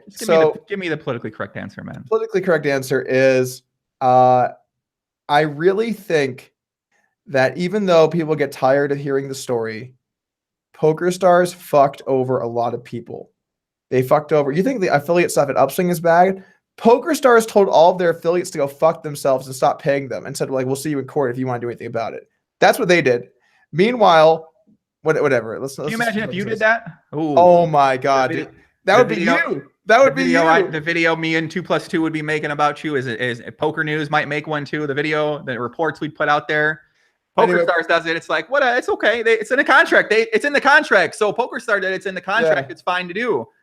Makes sense. Okay. It's like PokerStars is just being PokerStars. Like, that's all they're. Anyway, so there's that. All of the money from the Supernova Elite people, ending a bunch of game types, creating rake traps, creating higher and higher rake, and then just trying to tell you it's good for you. You know what? Fuck that shit. And even though it is a totally dead horse, the horse has been dead for a long time, it doesn't change the fact that people need to be protected and that I want to stand up for them. Okay? So that's the PC answer, and that's how I feel. The other side of the coin is, bro, the lulz. Like, the lulz are real. Like, when I saw that billboard spot, I was like, this is gonna be pretty good. Right? If you can spend a little money for some lulz, that's good too. So I'd say it's both those things, man. Was there any sort of I don't know, did anybody get upset about it? And obviously, you know, that's kind of referring to something Daniel said. Did you have an interaction with Daniel? Was he upset about it or anything like that? Well, the only interaction I had with Daniel was at the Super High Roller Bowl before we started filming. And it was like the most awkward exchange I've ever had in my entire life. And I wish I could remember more specifically what all of the language that was used was, but someone said something about rake at the table, and then they looked up. I want to say it was Rainer Kemp, or maybe it was Fedor. It was one of them. And then they looked up and saw me and Negrano. And it was like they said something about the rake. Yeah, the rake in this tournament is great, or something like that. And they looked up and they're like, wait, no. And then, like, I made a joke about it, and then he said something back that was like kind of mean. And I was just, and then we just like got into it, man. And he's like, you're a little bitch, fucking throw one. And like got in my face kind of. And I was like, you like to, yeah, that happened. And I was like, you like to suck that star's cock, right? This is you. And like that was just going on at the table, man. This was just like before the filming started. He told me to throw one. He told me to fucking throw one, you little bitch, at the table. I was like, bro, what do you think I'm gonna do? I'm just gonna throw a punch here at like the Super High Roller Bowl? It's like unreal, man. Let me back up for a second. Wait a second. What? So at the Super High, was this on camera or was this off? What? It was like level one or two. It was before the camera started rolling. Yeah. Gang, man. Squat up in this bitch, man. He stepped up. He pulled up on you, man. What? Dang, man. He pulled up. I mean, I was like, all right, I'm not going to throw one. Fair, Doug, listen, Doug, I'm gonna be honest with you. If you created a billboard about something, I might want to throw down with you too. So I can understand where he's coming from. I can understand why he'd be upset about that for sure. Well, it's a growing list, bro. You're third up. I don't know, man. Like, people take themselves too seriously. Like, whatevs. I say what I think. I try to give a fair representation of the facts, and like, you know what, I'm not afraid to speak my mind. And if people want to fight me, fuck it. Like, we're not going to fight unless, you know, I guess you throw one, but it is what it is. So if they pull up, then I mean, I can't believe this is what it's gone to. Fight it. Now we're having boxing matches. I mean, yeah. Doug, do you ever rethink maybe the strategy you used? Do you ever think about maybe altering it in some way to maybe avoid situations like this? Or do you like this sort of strategy? You like presenting it this way? Do you feel like there's a different way to be able to potentially stick up for players or anything like that? Dude, that's not what it is. Like, who I am is I say what I think. I say what I believe in. And I'm not afraid to step in and talk about controversial stuff. Like, that's not some front. That's always been who I was. When I wasn't making content, I said I got in the mix too. Back when like I was nobody, I had no social accounts. I still just jumped in there. Like I am not somebody afraid to say what I think. I'm not somebody afraid to take backlash. I'm not somebody that, you know what, I'm fine saying why I believe in things too. And I'm also okay being wrong. I know that's not something that's cool these days. You should just double down until whatever. Until it goes away or whatever. But like, I'm also fine saying that I was wrong and learning and improving. So what I always did with poker, but I'm fine speaking my mind. And if you're supposed to act in an industry where you just pretend everything's great all the time and you're never going to say anything that happened, you know what, man, I don't want to live like that. So yes, to answer your question, do I want to be another vanilla poker content creator who doesn't say shit about anyone because they're too scared, they're trying to get that PokerStars contract? No, fuck that shit. It's not who I am. I'm always going to be my own man and build my own companies, and that's who I am. So you think this way that you handle things is the only way to handle that, though? I mean, I feel like there's a way to do that, but maybe not, I don't know, not create the same way or not come up as a bully or not anything like that. Well, the reason that he's using, so what Fernando is doing there is he's trying to seem like the victim. He's like, I'm a victim. I'm a victim of Doug being a bully. Not making that 220,000. I mean, as a not just to mention, he puts a 1 hour video out. And then the next day I post a private video, not even on my channel, explaining to the people that saw it why it's like this. And then he's like, makes another video saying that like I am a bully. So, to what? To the people that you said I scammed you, saying to them that I didn't scam you? Is that a bully? Or now are you just trying to find other things to talk about because you realize that you're wrong here? Or you're trying to change the story? I don't think I'm a bully. I think you can say things that are fair and it doesn't make you a bully. But if you want, if your interpretation of you're a bully if you talk about people online, then yeah, I'm a bully by that definition. But do you really think that I've been super out of line on the battles I took? I don't think so. I think that they've mainly been reasonable. Most of the time, yeah. Most of the time, I think so.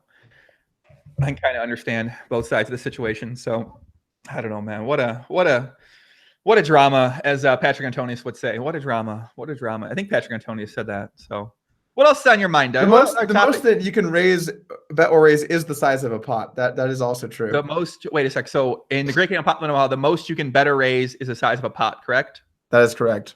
That's true. That's a good point. It's a really good point. Let me find some more. Bankroll management, is it, or bankroll challenge rather, is it coming back?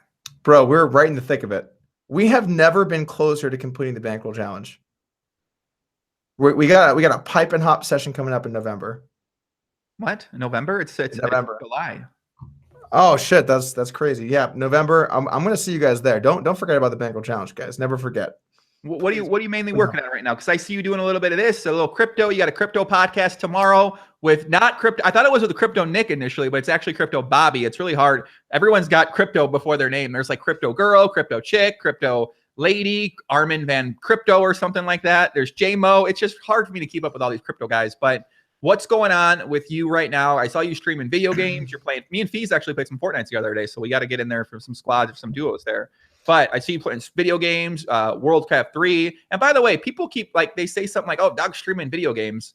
But the video gamers are fucking huge now. They're infinitely more popular. They're making way more money. They're much more successful than anything in poker. These video game streamers now in many different games are crushing. So I don't think it's like a bad thing to say, oh, I'm going to stream video games. I think that if that's what you stuck to, or if that's what a lot of people stuck to, there's a lot of success waiting for you in that. And also it seems really fun to play video games. I mean, if you can play video games for a living, you get donations, you have a lot of subscribers, and you also are able to parlay that into YouTube content through the Twitch live streams. It just seems like doesn't seem like a really bad thing to do. If I was younger, I would have played video games right now. There's no way I would be playing poker for sure. Well, yeah. So a few things, the crypto side of things, so we've been obviously developing Coin Central. We're excited about some stuff we got coming up there. Oh yeah.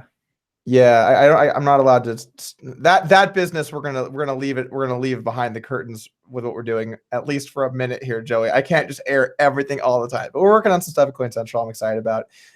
As far as crypto content goes, man, I've been struggling a little bit lately because at least with the poker content, and frankly, I think I put together some pretty funny stuff recently. With the poker content, it's so easy to make. Like I just sit on my computer, I find like an interesting recent hand that happened or an interesting story that happened, and then I already know all the people, and then I already have an idea for some of the jokes. I know the formatting really well, and then I put together and I post it, and then those videos tend to do well for a long time, like because poker hand analysis is timeless. Crypto has to be about what's happening now, and then the videos just die off. No one's interested in a week. So it's a lot less rewarding from that standpoint, making crypto videos than poker videos, and it's much harder. But I do like the space. I just find it a lot tougher to come up with good creative ideas in it and to execute it well. So I'm planning on starting to do some more podcasts. Maybe that'll get me some better ideas as to kind of where I'm going to go on like the crypto channel. And we're gonna play it by ear, man. Like I might do a bunch of crypto videos, I might not. I'm gonna keep it. Here's my overall philosophy, Joey. I'm changing it up a little bit. I used to be like, I'm gonna do this, I'm gonna do this, all these things I'm going to do.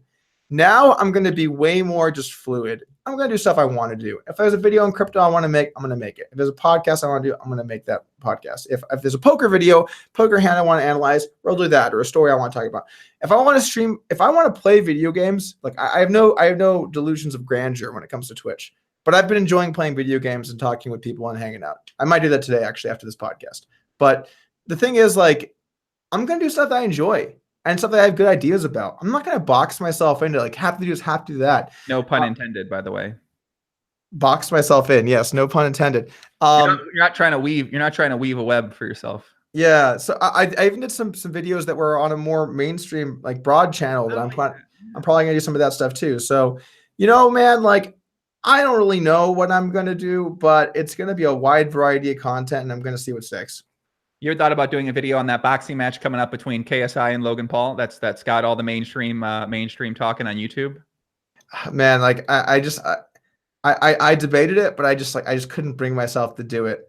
It's just so lame to offer a boxing match, you know?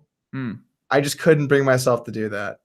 I mean, those press conferences are kind of funny, man. I don't know. Can you Dude, imagine? did you see that press conference? It was so pathetic. It was just so obviously staged. You saw what I'm talking about, right? Yeah, I mean, they're basically just like taking the Floyd Mayweather versus Conor McGregor boxing press conference model, and they're just doing the same thing. They probably saw how successful that was, and maybe they actually do dislike each other too. But yeah, I mean, it's obviously there's some shenanigans happening behind the scenes there. So. Yeah, I don't know. So with the approach of just kind of doing whatever you want, obviously we both know that might not be the most successful approach in terms of engagement or in terms of numbers. And we know that when you make things to keep growing and keep improving and keep bringing in new people. So how do you think this sort of, here, there, all over the place, how do you think that approach is going to impact the potential numbers that you have? Well, it depends. I think for Twitch, I don't think I'm ever going to be that big on Twitch because I think I mainly want to just play games that I like. So that's just not going to have as big of an audience. I've really been enjoying playing War 3 lately. Actually, yesterday, man, I woke up at 5:30 a.m. so I could play in this European tournament for War 3. And I won the first round against some noob. And the second round, I played someone clearly better than me, and I beat them. Bro, I was so excited. I was like when I was like, oh my God, I think I'm going to win this. My heart was like pumping. It's like, this is for $0. Yeah, you gotta take a step back and think about that. My heart was pumping. I was like sweating. I'm like, oh my God, am I going to win this game? And like, I'm playing someone like much better than me. And I beat them. And it was just like, I can't believe I did that. Like, I've only been playing back for like a month now or something. And like, or 2 months or whatever. And like, I beat somebody really good, or at least quite good. And then the next round, I played some actual like total sicko and got destroyed. But the point is like, I've been really enjoying that. So I don't actually kind of fucking care if that does well or not from a numbers standpoint. Like, I really enjoy it. And then YouTube is different. YouTube, you can post videos occasionally, and if they're really high quality, they'll do well because YouTube will show them to more people. So YouTube is a little more fair on that front than something like Twitch. If you're not consistent on Twitch, you will die. You'll die.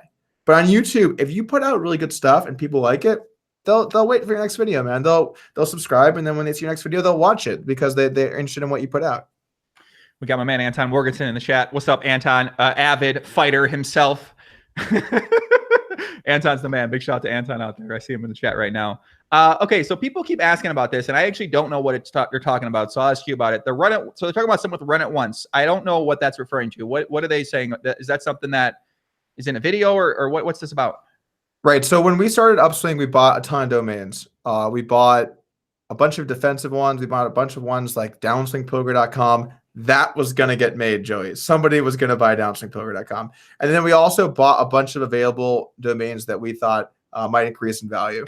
One of them was runitoncpoker.com. And for the lulz, if you go to runitoncpoker.com, it refers you to a JMO tweet, or at least it did. I'm not sure if it still does. According to our interpretation of the legality, this was okay. Some people have a serious problem with it, but I do want to say it is a fairly standard practice for internet businesses to buy up tons of domains. Lots of people do that. That's a fairly standard thing.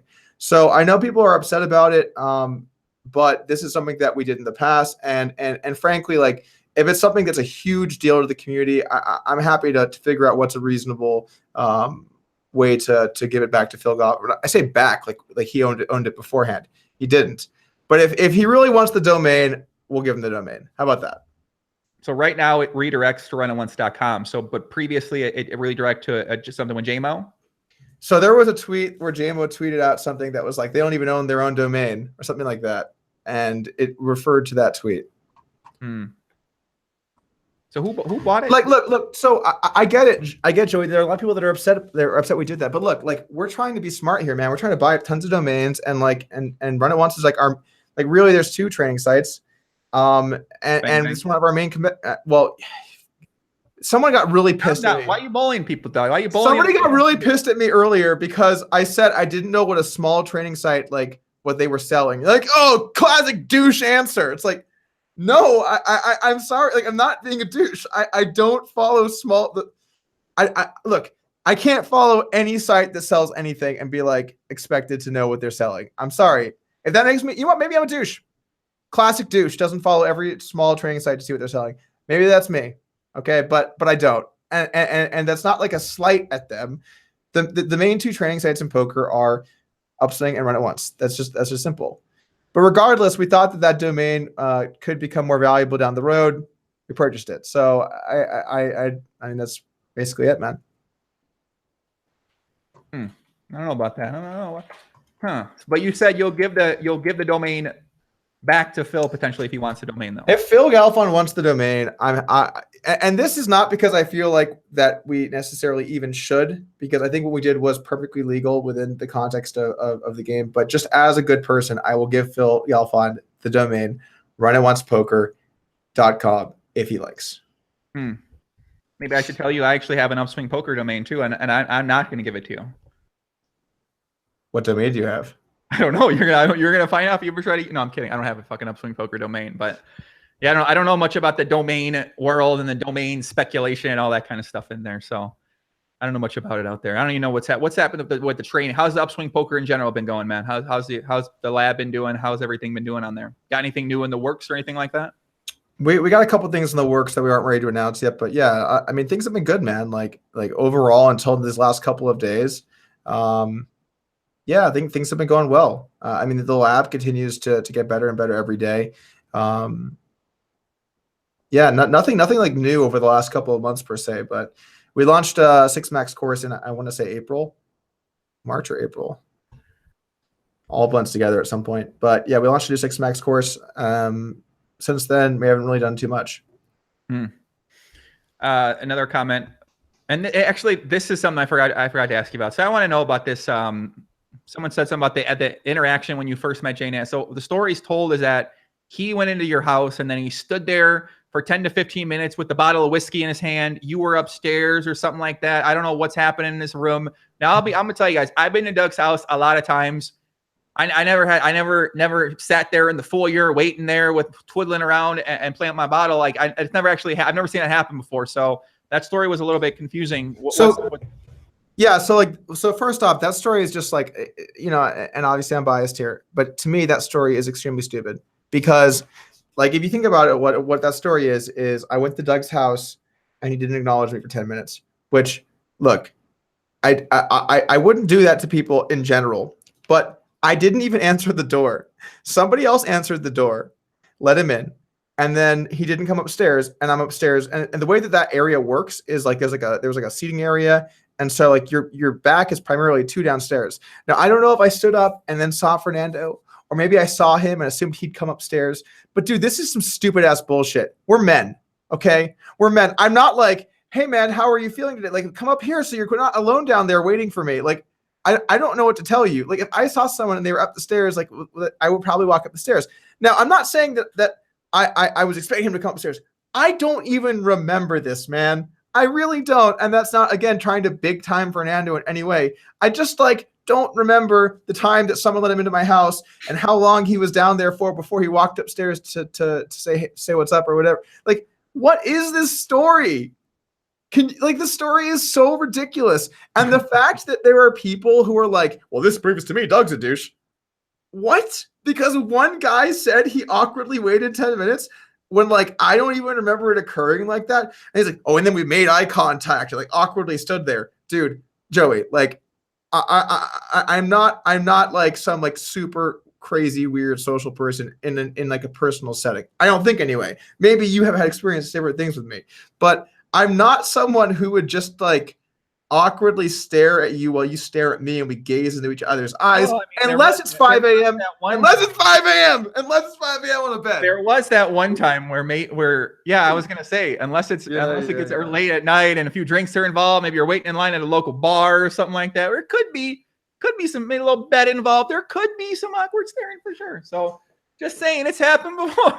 You know what? I love these stories that I always get told. I've never done this where I have something with someone. I'm like, I start telling a story like, oh, we sat there and met for 7 minutes. And during those 7 minutes, he said 38 words. And then 38 words, he told me one of the words he said, yo, what's up? But he said it in this way when he looked to the right and he's looking at me. He's like, yo, and he's looking weird at me. And I'm like, what's he thinking? Is he trying to big time me here? Like, what's happening? Although to be fair, I did tell that Phil Hellmuth story, but listen, he did big time shit at me that time. That was fucking weird shit. But outside of that, I never told it that I find these stories kind of funny. Although to be fair, maybe that's the same instance. Never mind. I'm wrong. I did tell that story.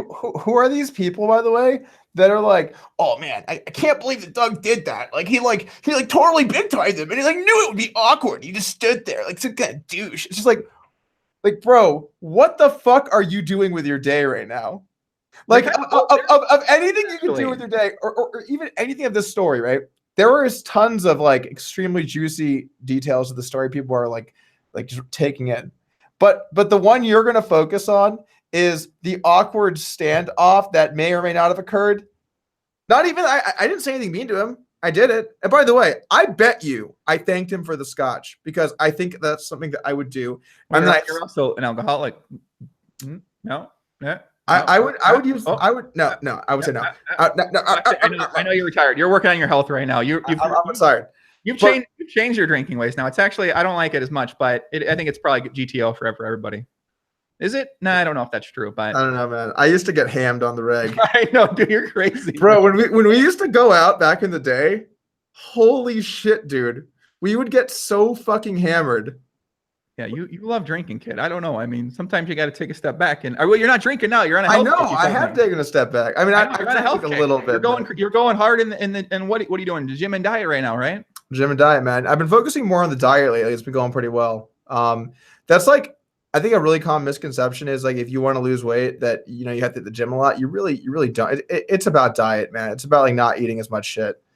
So I've been like dieting some and drinking less, doing that. It's been good. You know what? I want to give some shout outs, Doug. All this talk about dieting really made me want to give some shout outs to people. Who we got in the chat today, man? We got a bunch of people out there. A lot of bullying comments being made today, guys. You guys are being a little hypocritical with you calling people bullies. You know what I'm saying? You're bullying people, calling them bully. You're bullying them. It's a circle, guys. A bully circle, man. That's what the internet's all about out here. Who we got? Eric Kangas. What up, Big Poppy? What's happening? Chris Alexander. What's going on, Chris? What's happening? What's going on? Matt Cook, Oregon. What's up, Matt Cook? What's happening? What's up, bro? Stugotz in the chat. Noob Neil. What up, Noob Neil? Teach me how to ducky. What up, Poppy? What's happening? Lou Clan. Who else we got out there? Hanson Gussin, Sven McDermott, Ghost, Grand Rupp, Chris P. What's happening, bro? Fake Luke Shorts in the chat. Anthony Colavita. Who else we got out there? Joe Sarnak. What's up, Joe? What's happening, Poppy? What's going on? My man, Heads Up Master. What's up, Heads Up Master? Big Poppy. What's going on, brother? Hope you're doing well. Hope you're staying out of trouble. Hope you're battling those bots out there, my friend. Ross Clark. What's up, Poppy? What's happening? Orbital. What up, Big Papito? Doug, you got some shout out you want to give? No, I do not. I don't. look, I never want to follow that with shout outs ever. You gotta believe in it, Doug. You gotta believe in the shout out. I believe in live people. Joey, you've got a special talent for shout outs.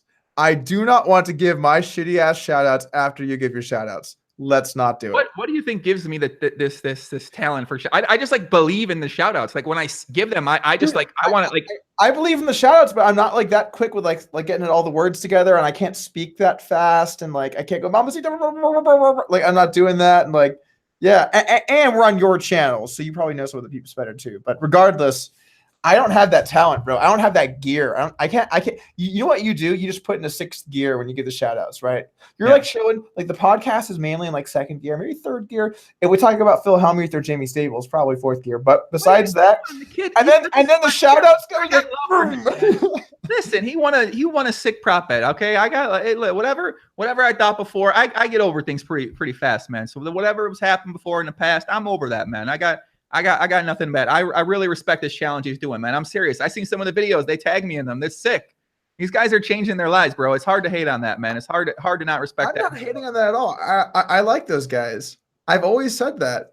It's you that have made fun of them historically. I don't know who them is, first of all, and it's not making fun. It's that I thought somebody's saying something. He said, she said. You know how these he said, she things work. You're in the middle of one right now. It was a he said, she said thing. I was a little upset about it. I didn't like some of the words that were said, but it is what it is. That's in the past, man.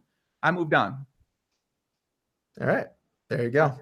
I'm ready. You got any questions, Doug? It seemed like you might have some questions for me.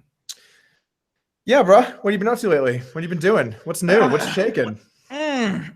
Well, I've been playing a lot of Fortnite for sure. Been staying pretty in line. I was the people after the main event ended. A lot of people were in town, so I spent some time going out a little bit, getting out of line. Shout out to Matt Moss. Shout out to all the UK guys and the Macau guys. Those guys are the craziest people I've ever met in my entire life. But yeah, I've just been going out with them, playing, kind of figuring out what I want to do. Getting back on the podcast grind pretty hard last week. We had Kelly Minkin on. We had Sean Deeb on, your boy. And we also had Phil Galfond on a little bit.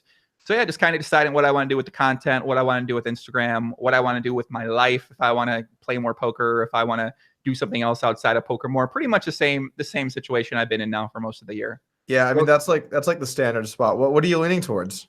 I don't know. People talk about poker and this. Listen, if it was still very possible to play online PLO without having to worry about using multiple accounts against other people using multiple accounts or using pre-flop software or in real-time software or battling against bots, if it was still an attractive option to do that, I would be doing that, and I would be very happy to do that. But that option currently is not there, which I think people just repetitively don't understand. So, and it's like, can you beat those situations? Of course you can. But is it worth it to put the effort into that compared to putting the effort into something else? I'm still trying to justify, because I still love playing. Whenever I play, I still do well when I play. I still really like to play, but it's like, is it really worth it to have to do that? And then you just, you're dealing with all these situations where you start questioning yourself, you're questioning your strategy. It's just, I don't know. It's funny, man, because I feel like if you look at like 2 years ago, we were both like 100%, this is what we're doing, no question, no like, maybe I'll do a little bit of something else. Do I want to do something else? Maybe I should do something. It was just 100% all in on this. And now I feel like we're both sort of in similar spots in that we kind of want to see what else is going on over there. Maybe tell us a little bit of this out, try a little bit of that out. But like, it's not nearly as clear what we should do compared to poker. Poker was obvious, like your podcast came very naturally. Like me making videos came fairly naturally. These were things that were like, we'll do this, Right.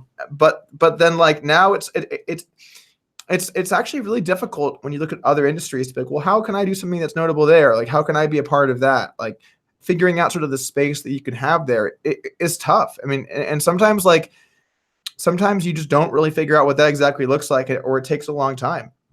Yeah, I think it kind of comes down like the idea of notable or making a difference in an industry. Because I think we could do a lot of different things, but at the same time, could you do something notable in all these different industries?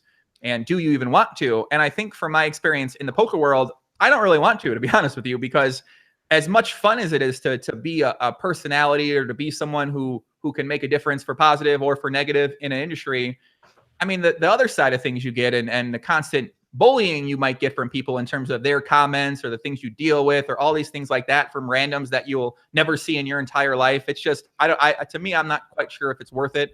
So I'm sure at some point in time, I'll start doing much more behind the scenes stuff and behind the camera work and more marketing and content stuff with something in some capacity, and probably operate a business that mainly focuses on behind the scenes stuff that can still leverage on air talent that isn't myself or anything like that. But yeah, I mean, I don't know. I don't know if I want to be 40 and still going on 2+2 and then being like, oh my God, this and that. It's like, I mean, I don't know. I'd rather just not see those things. Even there's a ton of positive comments you get. It's 99% positive comments.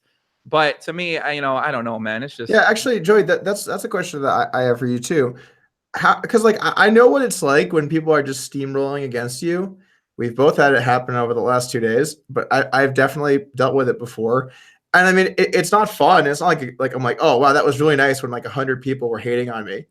But how do you find that you deal with that? Does it start to get to you when you see these comments, or what are your thoughts? fires me up, actually. I'm honest with you. I don't want to read them, but it fires me up. Like, you get a lot of like positive comments all the time, and I really like those too. But when people say some negative things, I get a little fired up, man. The competitiveness in me comes out. They say this or they say that. I don't know. I get a little fired up, but it's not at the same time. I kind of just want to respond to them all and be like, all right, this is wrong or this is right, or acknowledge this or acknowledge that. But I don't necessarily think that's the most GTO way to do things, and probably not the most healthy thing to be into. So I don't know. When I see them, I forget about them in probably 30 minutes or less. Nothing really sticks with me anymore. I really thought you were going to say seconds. 30 minutes is quite a long time to think about a comment. I mean, literally, it might be 15 minutes. It might be 30. It's really something that I can't really remember leaving a lot of comments, except yesterday someone on Instagram did tell me that after they watched Dana's video and they thought I didn't send these videos out that I did send out, that they thought I should perish in a deep death or something like that. So I do invite that guy to Vegas anytime. That's cool. Come out to Vegas. Let's meet up. We'll have a conversation about the comment that you have. But I really enjoy like a funny insult. Like if it's something that like hasn't been thought of before or is like quite clever, I like those. I also enjoy the insults where like people like say something like ridiculous, like so stupid that you're like, how is this a person? Those are also good. The generic like you suck, you scumbag. Those are just kind of like not really.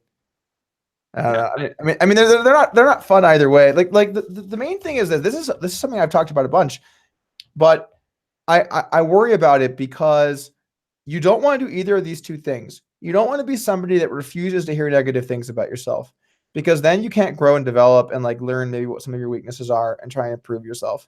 But you also don't want to be someone that really lets like comments get to you, because then these people control your life. Mm-hmm. So you have to like find that middle ground, which is like, what comments kind of matter, what comments don't, like, and kind of leave it behind when you walk away. Like it's tough, man. It's tough to find that balance. Somebody said, am I challenging this guy to a fight over the internet connection? No, I'm being sarcastic. I'm not challenging him to a fight in a fucking internet connection or internet comment or whatever. It wasn't a comment. It was a message, a direct message, which is kind of unique. But yeah, Henrik says, LOL, Doug got called a bitch. Imagine if it would have been Joey. Yeah, it'd be fun. It'd be interesting. What would be different about it? I'm not. Listen, I don't know, Doug. I'm not sure, man. I don't know. I might accept the boxing match. To be honest with you, I'm not sure. Like honestly, I'm ready, man. I'm juicing up hard. If it gets on a boxing match, I'm going to the best doctors in Germany. I'm going to the Russian doctors Lance Armstrong dealt with in that documentary, Ikarius or whoever the guy was. I'm going to find him. I'm going to consult the best trainers in the world. I'm going to go to Floyd Mayweather's boxing gym. I'm going to go train with Adrian Broner. I'm going to get out there, man. No, I'm kidding. I mean, I might do that. I don't know, but maybe. I don't know. You want to go boxing, Doug? You want to go City Athletic? No. Dude, it's such a good workout, though, man. It's so good. It's just fun to do. Yeah. Yeah. Listen, I went with you to stand-up comedy. What do you think? And by the way, we actually didn't talk about it on the podcast yet, but I went with you to do stand-up comedy. Maybe you come to the boxing gym with me. Do you do boxing? Yeah, I go there occasionally. It's close to me. Yeah. All right, I'm down. I'm in for a sesh. Dude, it's so draining. It's crazy. The conditioning you do beforehand is some of the most intense stuff. Like, yeah, I couldn't. It definitely sets you up. You realize how much energy and how much training it really takes to get yourself in condition for boxing.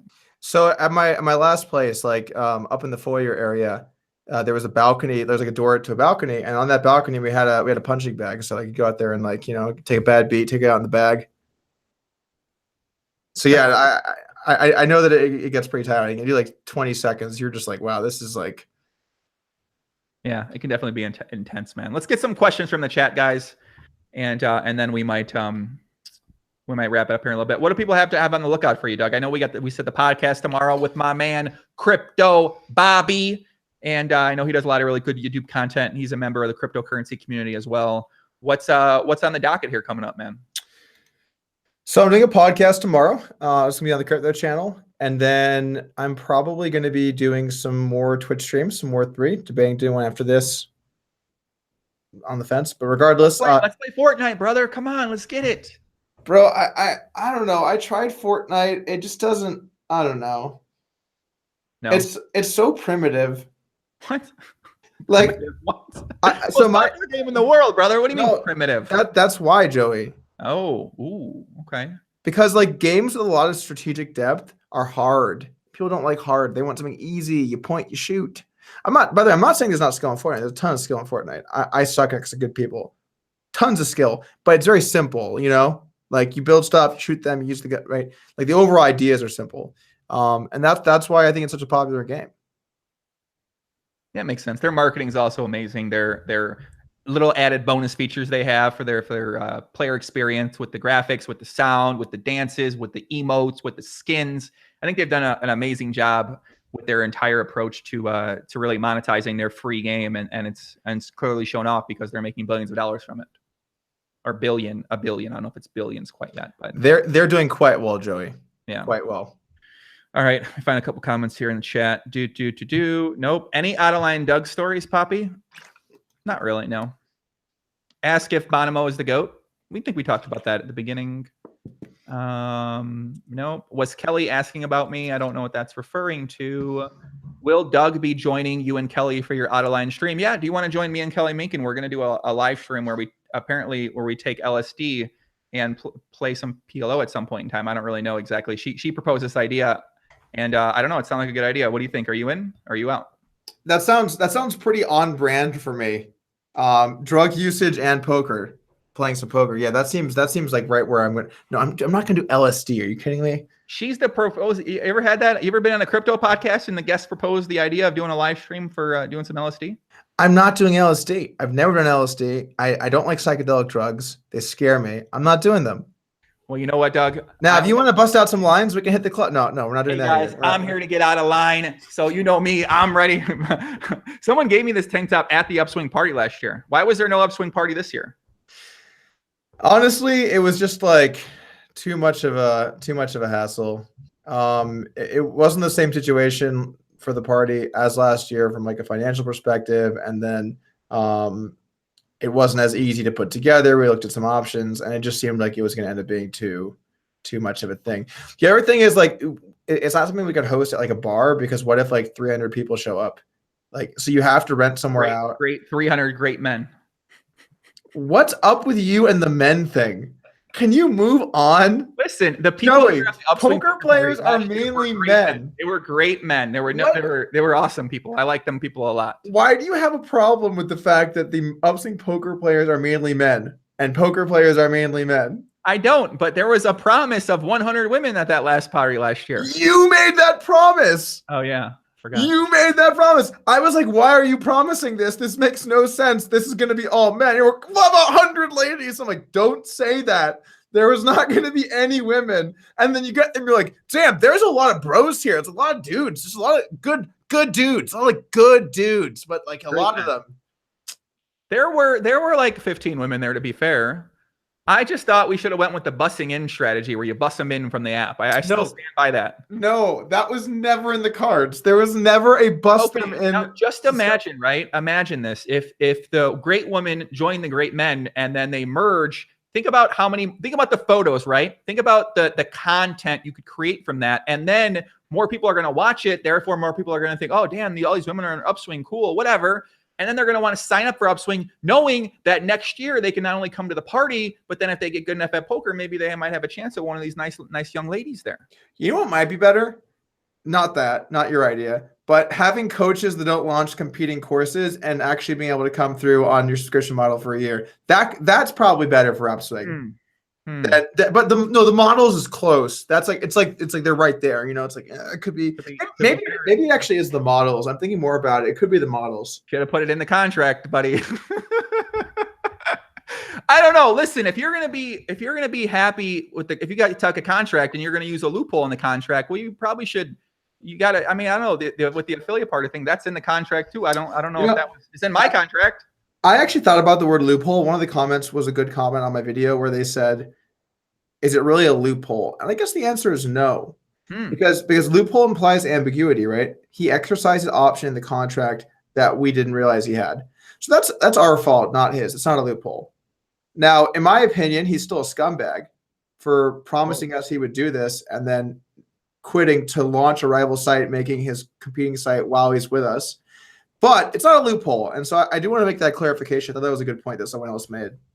What do you think about the term, it's just business? It's not personal, it's just business. Well, that's what we're going to be doing in the lawsuit too, Joey. You know what? I actually think that there's something that happens too, where when people see like a contract like this, they naturally side with a person over an entity. And so they think Upswing, the big company, like making lots of money and like taking advantage of poor, young, sweet Fernando. And so they naturally side with him. And I saw a lot of people who said when, he left, like business guys, doesn't matter if you tell your mom that you'll do something for her. If you don't have a contract, fuck that hoe or whatever. But they get like super angry, super mad. And like, first off, when I see that stuff, I'm like, how is this a human being that exists and like says things like that? Like, do you not have any friends? Like, Joey, if I told you I will do this, like we'll do this, then like I will do it, man. I'm not going to lie to you and like not come through on my end of whatever. But putting that to the side, I see some of the same people that are like, well, he should definitely not sue because like of the contract, that would be a low move. It's like, you kind of have to pick your side here. Either like the contract is what matters or it doesn't. But like, Good point. Yeah, it's not like a two-way. It's not, you can't have it both ways. Like the contract matters when it helps the person who signed it, but not the other people. It doesn't make sense. Yeah, it's a pretty good point. It's definitely a good point. Do you actually know I have a theory. I have a theory on how this all took place. What's your theory, Joey? I'm gonna say it's a conspiracy theory, but you know me, I love conspiracy theories, and I've been cooking this one up for a while. Oh god. And then we'll leave it on the theory. I'll give you the theory. You tell me what you think about the theory, and then oh god, okay? I'm scared. No, it's fine. It's fine. You know how I love my theory. So I got a theory about how this whole thing went down, buddy. Okay, here it is. All right. Jay Nandez, right? Aspiring businessman. He streamed on Twitch before. He's tried doing some content before. He's coached before and stuff and things like that. He always aspired to be a businessman. He aspired to be somebody in the community who's recognized, who's respected, who's well known, who's popular, who's a person in the community, who does great work, who's a great poker player. That's what he's aspired for. Even when I feel like I first met him, I called him the businessman for the first stream. I was like, damn, you are just like a business. You're the businessman. You want to be a businessman. He started the Twitch stream. Empower yourself to empower others, I think was the motto, something of that nature. So he tried. He had some marginal success, a little bit of, but nothing really for the most part. Then eventually he gets introduced to Upswing. He looks at Upswing Poker. This is a great way for me to really build. And this is stuff that we've clearly seen from him in the past. He's talked about. He works with people to gain their knowledge from them. He asks people questions to learn what they can. He maximizes that. That's a skill. To pick up what you can pick up on from everyone that you meet and encounter, that's a skill, that's an ability. So he's great at that. From just my experiences with him, from him asking me questions to talk about things, even something he told me before. He's like, he wants to learn all he can. I think that's a great idea. I should probably do some more of that myself. So he sees this opportunity at Upswing, a way to make some money, a way to build his brand. Me and you have bigger platforms than him. So he's saying, okay, Doug can help me out. Doug will help me out with this. I'll be able to really grow, really get some experience, learn the business from Doug, learn the business from Matt Coletta, as you said, he talked with Matt Coletta the most. Well, he probably talked with Matt because Matt knows the most about the business going on with things. So he uses this opportunity, sees this as, okay, I can get this out of this. I'll also make some money. So he does that. As he's doing it, he's getting a lot more well-known, getting a lot more popular, getting a lot more exposure. People are bowing down to him in the YouTube. You're the greatest. I want to suck your dick. Whatever. You know how it goes. People say that to you. They say that to me in a different kind of term. But that's essentially what some people say. They're just like praising you. They're like, oh my God, whatever. Wait, what? That can impact people differently. It can impact some people that goes to their heads. Some people that makes them craving it. Some people, they feed off of that. So he's going through that. He's making some money. He's seeing that. He puts in a lot of work, puts in a lot of effort. It's a daily basis sort of thing like that. But his goal, he said he's a businessman. He say his goal is to make as much money as he can. So he starts to look. He says, well, shit, this looked easy. Look at what everyone's saying. They love the content. They love this. I should be making more money. And then he sees how much I was making or how much I was selling with for the course too, thinking that it helps out everyone in there. And I don't know, he gets some sort of anger about that, resentment. Then the PLO lab idea comes to place. And this is where things get interesting, because then he starts hiring his own guys, as we mentioned, who made the thread. Philip, Johnny getting on TSE. I think he brought in Arresto. He brought in a bunch of people for his team. So now he has a team of people that he's paying these people out of his own money. He's paying these people potentially out of the revenue. Then he starts working with these guys. They start helping create content for him. And maybe these guys were with the university before too. I'm not really sure. But he starts getting more involved with these guys. He gets a little bit more confident in the business side of things. He gets a little more confident as a businessman. He gets a lot more confidence just in his standing and his place, in his knowledge and his information about believing in himself that what he does is that good. And he says, I'm entitled to more. He's also dealing with these people who probably treat him a certain type of way. It's less of this horizontal respect relationship. And from the interactions that Philip talked about, it's a lot more of a vertical relationship where they're sort of talking up to him. He's not showing up allegedly not showing up on times. He's treating them this type of way in their business dealings or whatever. So he starts having that sort of relationship dynamic with these people that he's working with. Then it comes down to working with you or maybe Matt and Ryan Fee, and he thinks you guys are friends or whatever. He thinks you guys should potentially negotiate, give him a better deal, but he's not getting that same sort of treatment from you guys. And he feels like he said he felt like he was getting run over, something like that in the conversation, in the negotiation or whatever like that. So I think he feels like, oh my God, well, like, fuck, he's not used to being treated that way. And he sort of wants what he has. And then, I don't know why he signs a contract. That's the part I can't figure out. But then once he gets started, the kind of anger keeps building up more. The resentment keeps building up more. He doesn't really, the stuff about me getting that reoccurring money starts building up more. He's probably talking to his team and they're like, yeah, man, you need more money. You're doing this. What does Upswing bring to you? They bring the marketing, they bring the people. They're great at what they do, but what you can do this yourself. What do you need? They start telling him this stuff. And then eventually come December, you decide that you're going to do more crypto content. You're stop doing poker content. And then I think the interactions that maybe he had with you, with Fees, or with myself, or with whoever, he started to realize, well, fuck, man, I don't know if these guys are actually my friends or they're whatever. I'm not sure. I don't know who to trust, as you can see from the dealings with Philip and what happened with there and what happened with the Scar situation. So I think finally he said, fuck this, I'm done. Like, he had intentions, but he's like, well, if Doug's not going to be doing content, and at the time I wasn't doing much content too, if these guys aren't doing any content, what the fuck do I need them for? I don't need them. I've learned what I can from them. I've learned how to do this. I think I can do it myself. He got that confidence going on, and he decided to venture off on his own and get in and do his own thing. That's kind of what I think sort of happened up until that point, and that's sort of how I think it got to this point. I could certainly see that. There were a lot of people. It was a long story. There were a lot of people that was long. It's in a short story. There were a lot of people that said, "Oh, I think that he planned it the whole time." I really don't think he did that. I don't think so either. Yeah. If he planned anything, maybe to sign the contract to screw us over, because that's a really nice way to leverage your own business. Like, essentially, to start the lab, we sell a bunch of big long packages, and then you leave to start a competing site. You're going to screw that company pretty hard. So that might have been planned, but I don't think it was from the get go. Like, I'm going to use these guys to get big, and then I don't think that happened at all. At least I hope not. But there are some things. No. I disagree. I think it might have been using, but he's a smart guy, man. He's aware enough to realize, like, okay, this is going to be a great spot for me because I can leverage these guys. These are things he's talked about publicly in different areas of the world and what he does and the people that he meets and stuff like that. So I wouldn't be surprised to know that. You actually reminded me of a call that I had. We only really had one call. Like, he talks, we had all these angry calls. We had one real call, just me and him, and it was on October 21st, 2 days before he signed the contract. And I said, look, man, you've done a lot to build your name, but I have also tried to help grow your brand. I've had you on all my social platforms. And he said to me, so you think the only reason that I have fans is because of you? I said, no, I'm not saying that. I'm saying that I think that, one of the contributing factors to where you got here today was that I did help promote you. And he just kind of refused to admit that even happened. And look, I'm not taking credit for him getting an audience at all. He's done a lot of great work and he's built up a lot of fans, but I did help him. I posted his stuff all over the place and basically offered for him to join Upswing and gave him that reach he didn't have before. So it did help to some degree. It's hard to say to what degree, but I also really felt like there was this deep-seated, almost resentment towards me of